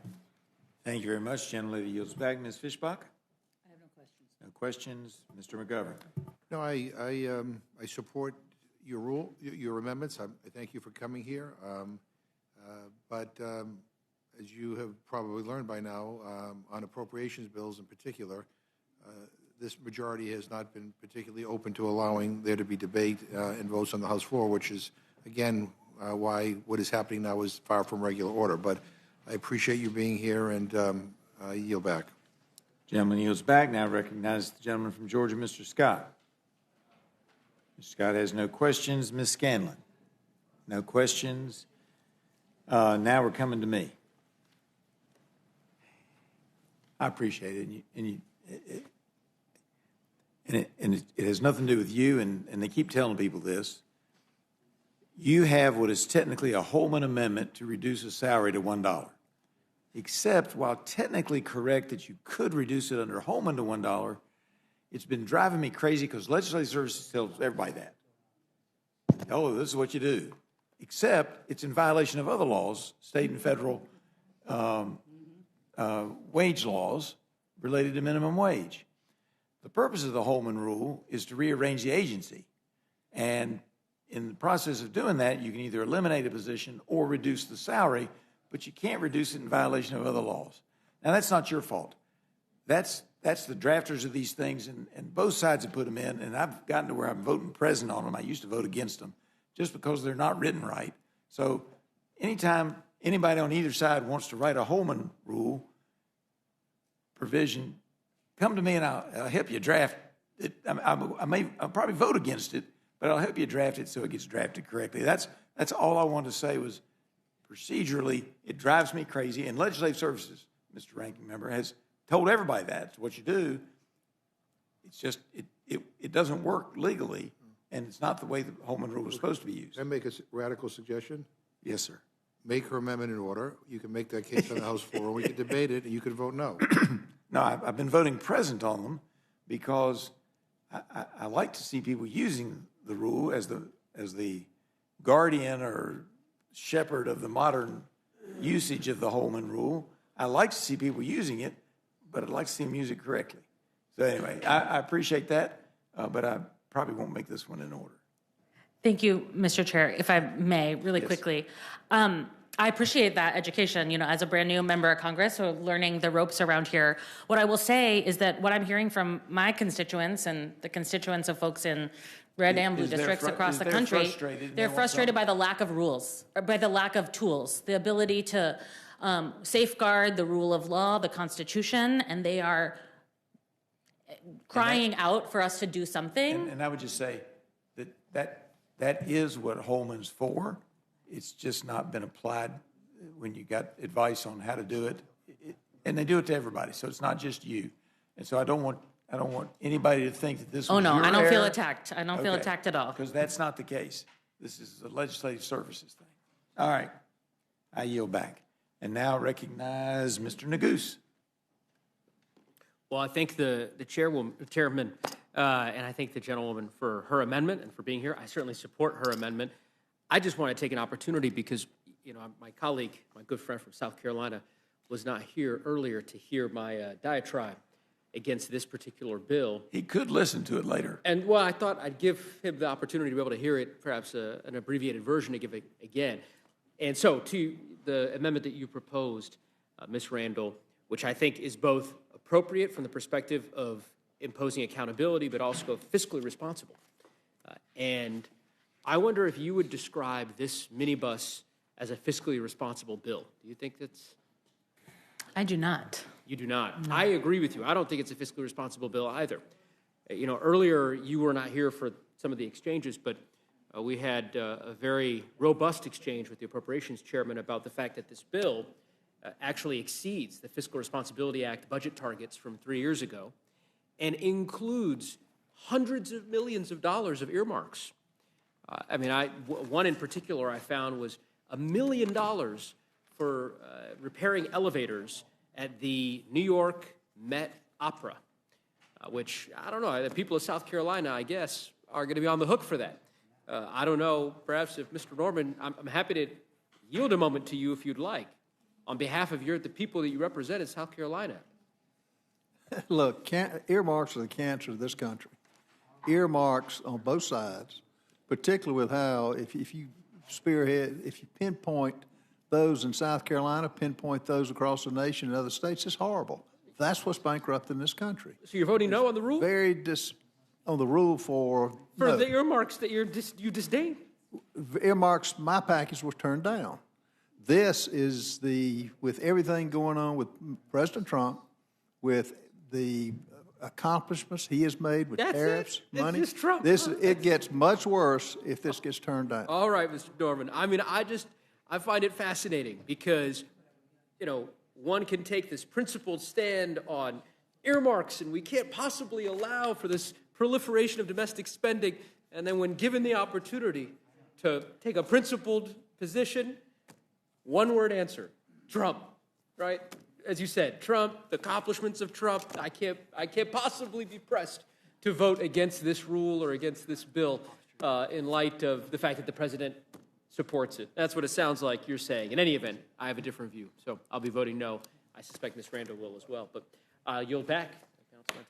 Gentleman yields back. Now recognize Mr. Jack. No questions? No questions. Mr. Norman? Thank you for coming. No questions. All right, seeing no one else here. Oh, I thought I got to you. No, not Oh, I must have done that earlier. Ms. Ledger-Fernandez. No problem. And, I'm so glad that we had the conversation about the lack of tools.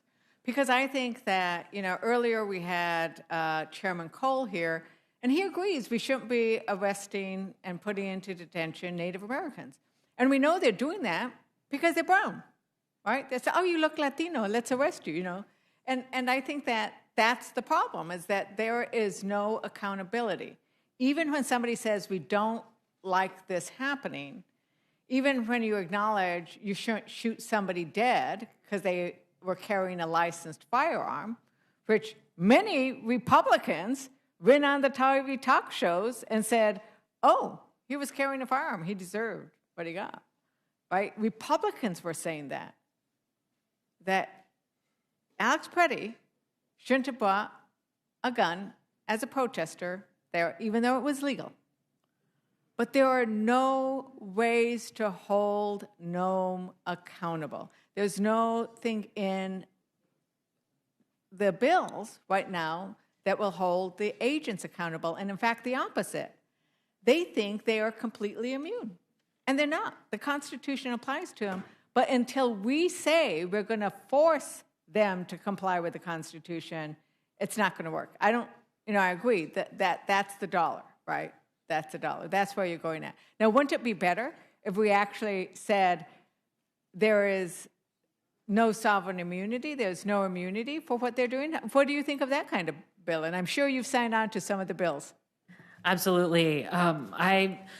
We have worked on qualified immunity in my time at the state legislature, and I think the American people want the same kind of accountability for federal agents who are literally murdering people in the streets. They want to ensure that they can be held accountable in the courts, and also, really the bare minimum, that there is an independent investigation when there is a fatality at the hands of federal agents. Right, and these are the kinds of accountability measures we can include in the appropriations language that should be included in the appropriations language that Democrats are insisting, and any Republican who actually believes in freedoms. If you believe in freedom in the First Amendment, the Second Amendment, the Fourth Amendment, the 14th Amendment, the 10th Amendment, if you believe in freedoms and you keep saying that you do, you should vote for these accountability measures. But all we're hearing is you can't put that in an appropriations bill. And that's why Democrats aren't trusting them. And I think that that is the problem that we have. Now, Mr. Chair, I'd like to request a unanimous consent. Please state it. Mr. Chair, I request unanimous consent to enter into the record written testimony from Representative Salinas in support of Amendment Number 24 to the Senate Amendment to H.R. 7148, which would hold the federal government civilly liable when CPB or ICE officer violates an individual's constitutional government. And this is the thing, is if they're violating your constitutional rights, there should be a means of holding them accountable. Without objection, the testimony is submitted for the record. Yeah, and I think that that's the thing, and that's what you're also getting at. And so I appreciate you coming here to testify, clarifying that this is the kind of thing that exists for every other law enforcement and actually exists for federal law enforcement officers until we had Kristi Noem and Donald Trump as president, where they're saying the laws don't apply to us. That's the frustration. The laws apply to everybody, and let's make that happen. And with that, Mr. Chair, I yield back. Gentlelady yields back, seeing no one else wishing to ask questions. We appreciate you being here. Thank you so much. All right. The committee stands in recess, subject to call of the chair. I don't know. Question was how long?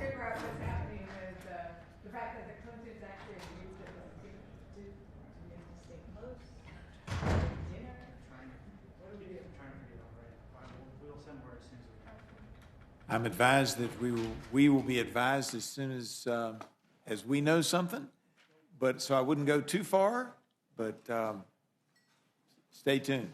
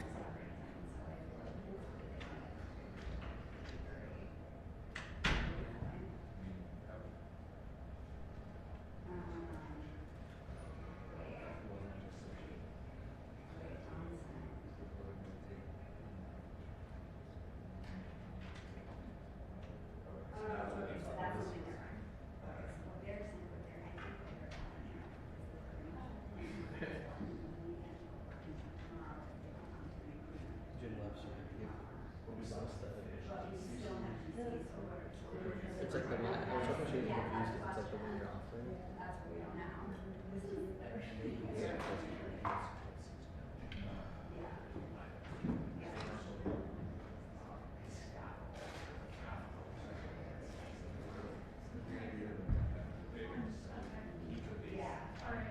They might finish these things today. We don't know. What more is there to be done? Just that question. Yeah.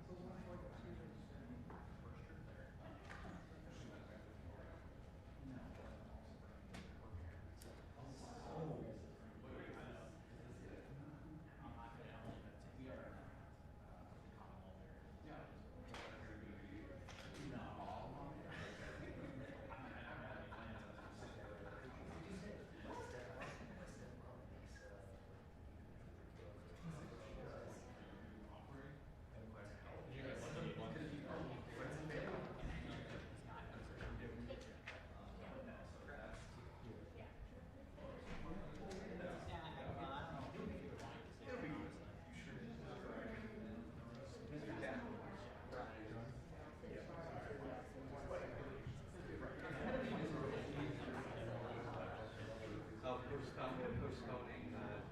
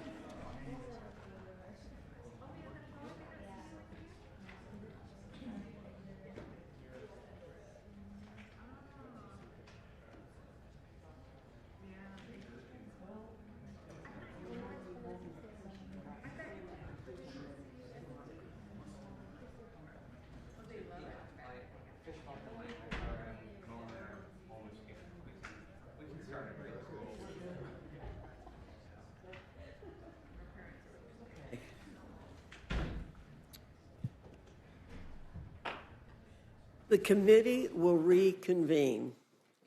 Obviously, there's a lot of ongoing discussion and negotiations about the Clinton contempt report. I think we need more time for OGR to clarify with the Clintons what they are actually agreeing to. Accordingly, the committee will postpone further consideration of the contempt. However, should there not be substantial compliance and agreement overnight, the committee will return to continue the hearing on the contempt. Madam. Mr. McGovern, you're recognized. Yeah, thank you, Madam Chair. And I want to state for the record that the Clintons have been trying to come to an agreement on testifying to the Oversight Committee with all relevant information. And what Chairman Comer was promoting, in my opinion, has always been an exercise in politics. This contempt resolution had no merit even before this hearing, and it certainly should not move forward. But I do want to commend the chairwoman because removing this was the right thing to do. And I know it wasn't easy. Our side is not afraid of releasing these files. We are not afraid of what comes out, and we are not afraid of holding rich and powerful men accountable up to, including the President of the United States and those in his administration. And just finally, Madam Chair, I made my thoughts clear about why I oppose the appropriations package, so I won't rehash that now. But in this measure, in the measure to repeal D.C.'s new tax law, Democrats strongly oppose this resolution, which would blow a $600 million hole in D.C.'s budget. I read a letter from the mayor and the chairman of the D.C. Council, which states that this would throw a huge wrench into D.C.'s current tax filing season and cause people to refile their taxes. That's insane. And if Republicans get their way, they would be undoing D.C.'s new child tax credit, which would give thousands of dollars to families with children to deal with childhood poverty. So in any event, I just wanted to state that for the record, and I yield back. Thank you, Mr. McGovern. Is there anyone else seeking to testify on the Senate amendments to H.R. 7148, H.J. Res. 142, or H.R. 4090? Ms. Leisure-Fernandez. Oh, I'm sorry, we're not there yet. Seeing none, this closes the hearing portion of our meeting. The chair will be in receipt of a motion from the gentleman from Georgia, Mr. Jack. Madam Chair, I move the committee grant a rule providing for the consideration of the Senate amendments to H.R. 7148, the Consolidated Appropriations Act 2026, The rule makes in order a single motion offered by the chair of the Committee on Appropriations or his designee that the House concur in the Senate amendments to H.R. 7148. The rule waives all points of order against the consideration of the Senate amendments in the motion. The rule provides that the Senate amendments in the motion shall be considered as read. The rule provides 1 hour of debate on the motion equally divided and controlled by the chair and ranking minority member of the Committee on Appropriations or the respective designees. The rule further provides for consideration of H.J. Res. 142, disapproving the action of the District of Columbia Council and approving the D.C. Income and Franchise Tax Conformity and Revision Temporary Amendment Act of 2025 under a closed rule. The rule waives all points of order against consideration of the joint resolution. The rule provides that the joint resolution shall be considered as read. The rule waives all points of order against provisions in the joint resolution. The rule provides 1 hour of general debate equally divided and controlled by the chair and ranking minority member of the Committee on Oversight and Government Reform or their respective designees.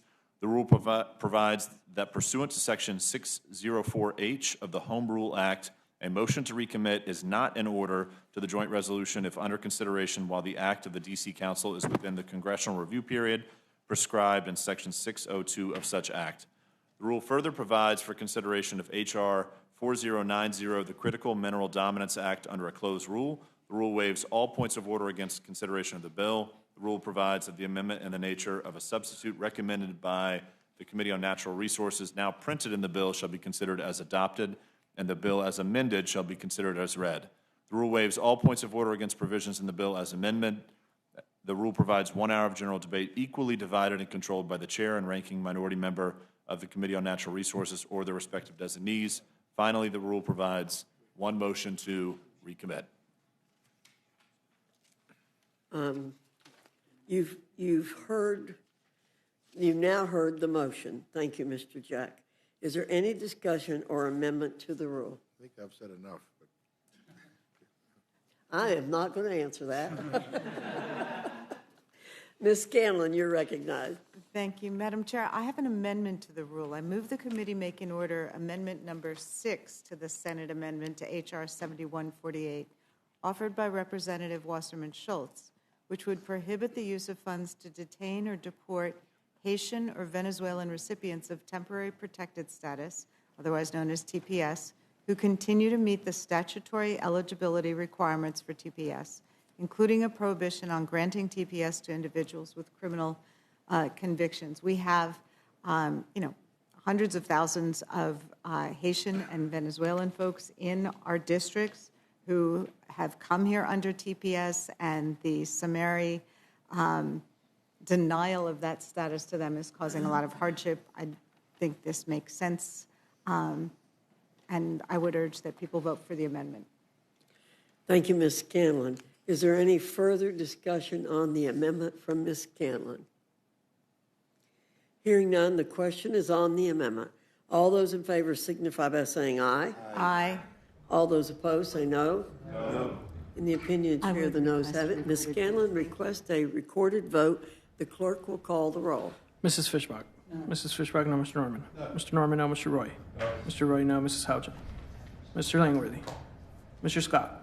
No. Mr. Scott, no. Mr. Griffith. No. Mr. Griffith, no. Mr. Jack. No. Mr. Jack, no. Mr. McGovern. Aye. Mr. McGovern, aye. Ms. Scanlon. Aye. Ms. Scanlon, aye. Mr. Neguse. Aye. Mr. Neguse, aye. Ms. Ledger-Fernandez. Aye. Ms. Ledger-Fernandez, aye. Madam Chair. No. Madam Chair, no. The clerk will report the total. 4 yeas, 7 nays. The noes have it. The amendment's not agreed to. Oh, is there further discussion on the amendment? Madam Chair. Ms. Ledger-Fernandez, you're recognized. Madam Chair, I have an amendment to the rule. I move the committee make an order amendment number 24 to the said amendment to H.R. 7148, Consolidated Appropriations Act 2026, offered by Representative Salinas and myself, which would hold the federal government civilly liable when a CBP or ICE officer violates an individual's constitutional right, creating a cause of action against the federal government. As of October 2025, it was reported that immigration agencies held at least 170 U.S. citizens against their will. That's 4 months ago. And we know that many more citizens have been arrested, detained, and thrown into immigration detention centers. You cannot be arresting citizens and saying they're violating immigration laws. We know that this number is well above 200 by now. And what's sad is many U.S. citizens are often stopped by ICE based only on how they look. Do they look brown? Do they look Latino? Do they look like my brother or my sons? And that is a violation of the First and Fourth Amendments of the Constitution. What we keep hearing from ICE and CBP and the Trump administration is they have complete immunity. Well, that is not true. But it is important that Congress speak out and say they do not have complete immunity. And indeed, they cannot continue to violate United States citizens' constitutional rights. And we shouldn't even be having to have this conversation. We shouldn't be begging the ICE or CBP to do their job consistent with the Constitution. So instead, we should be passing a law to hold them civilly liable for that. We should make sure that there is accountability. And I urge my colleagues to vote for this amendment, and I yield back. Thank you, Ms. Leisure-Fernandez. Is there any further discussion on the amendment? Hearing none, the question is on the amendment. All those in favor signify by saying aye. Aye. Those opposed say no. No. In the opinion of the chair, the noes have it. Ms. Leisure-Fernandez requests a recorded vote. The clerk will call the roll. Mrs. Fishbach. No. Mrs. Fishbach, no. Mr. Norman. No. Mr. Norman, no. Mr. Roy. No. Mr. Roy, no. Mrs. Houchin. Mr. Langworthy. No. Mr. Langworthy, no. Mr. Scott. No. Mr. Scott, no. Mr. Griffith. No. Mr. Griffith, no. Mr. Jack. No. Mr. Jack, no. Mr. McGovern. Aye. Mr. McGovern, aye. Ms. Scanlon. Aye. Ms. Scanlon, aye. Mr. Neguse. Aye. Mr. Neguse, aye. Ms. Leisure-Fernandez. Aye. Ms. Leisure-Fernandez, aye. Madam Chair. No. Madam Chair, no. The clerk will report the total. 4 yeas, 8 nays. The noes have it. The amendment is not agreed to.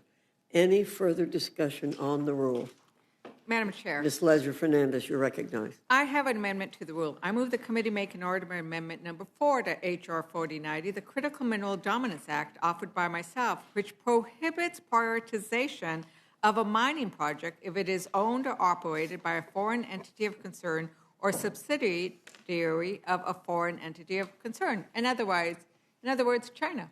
And we had a very, I think, good discussion about this earlier on. We should not be providing fast-track authority to China to come in and mine our lands and take our critical minerals. It's something we need to address. I raise it over and over in this committee. I'm not going to go into a long explanation because I think we've had it, but I do want there to be a vote on this motion, and I'm going to ask for a recorded vote because I think we should go on the record of where we stand in terms of stopping China from mining our critical minerals and taking them across the ocean.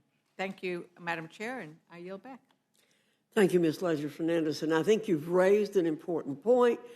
I just have some concerns, as others have said, about the way this is being approached.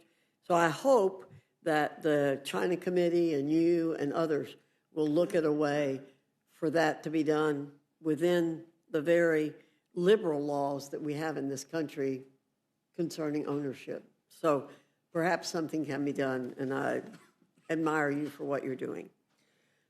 Any further discussion on the amendment? Hearing none, the question's on the amendment. All those in favor signify by saying aye. Aye. Those opposed say no. No. In the opinion of the chair, the noes have it. The amendment is not agreed to. Recorded vote. Okay. The clerk will call the roll. Mrs. Fishbach. No. Mrs. Fishbach, no. Mr. Norman. No. Mr. Norman, no. Mr. Roy. No. Mr. Roy, no. Mrs. Houchin. Mr. Langworthy. No. Mr. Langworthy, no. Mr. Scott. No. Mr. Scott, no. Mr. Griffith. No. Mr. Griffith, no. Mr. Jack. No. Mr. Jack, no. Mr. McGovern.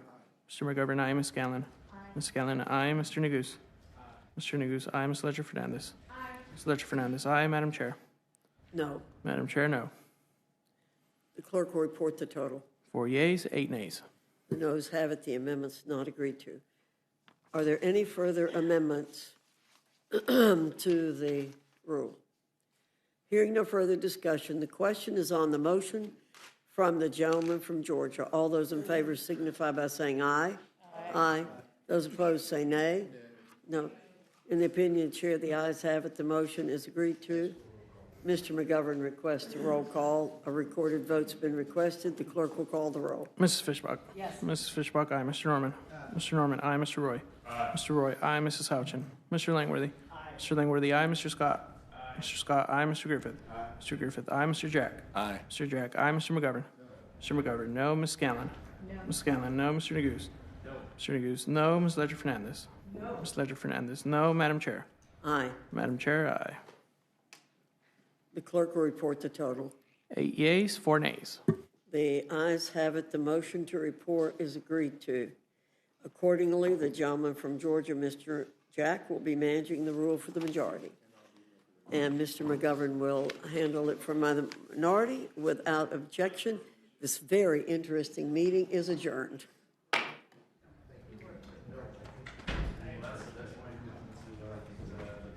I do too.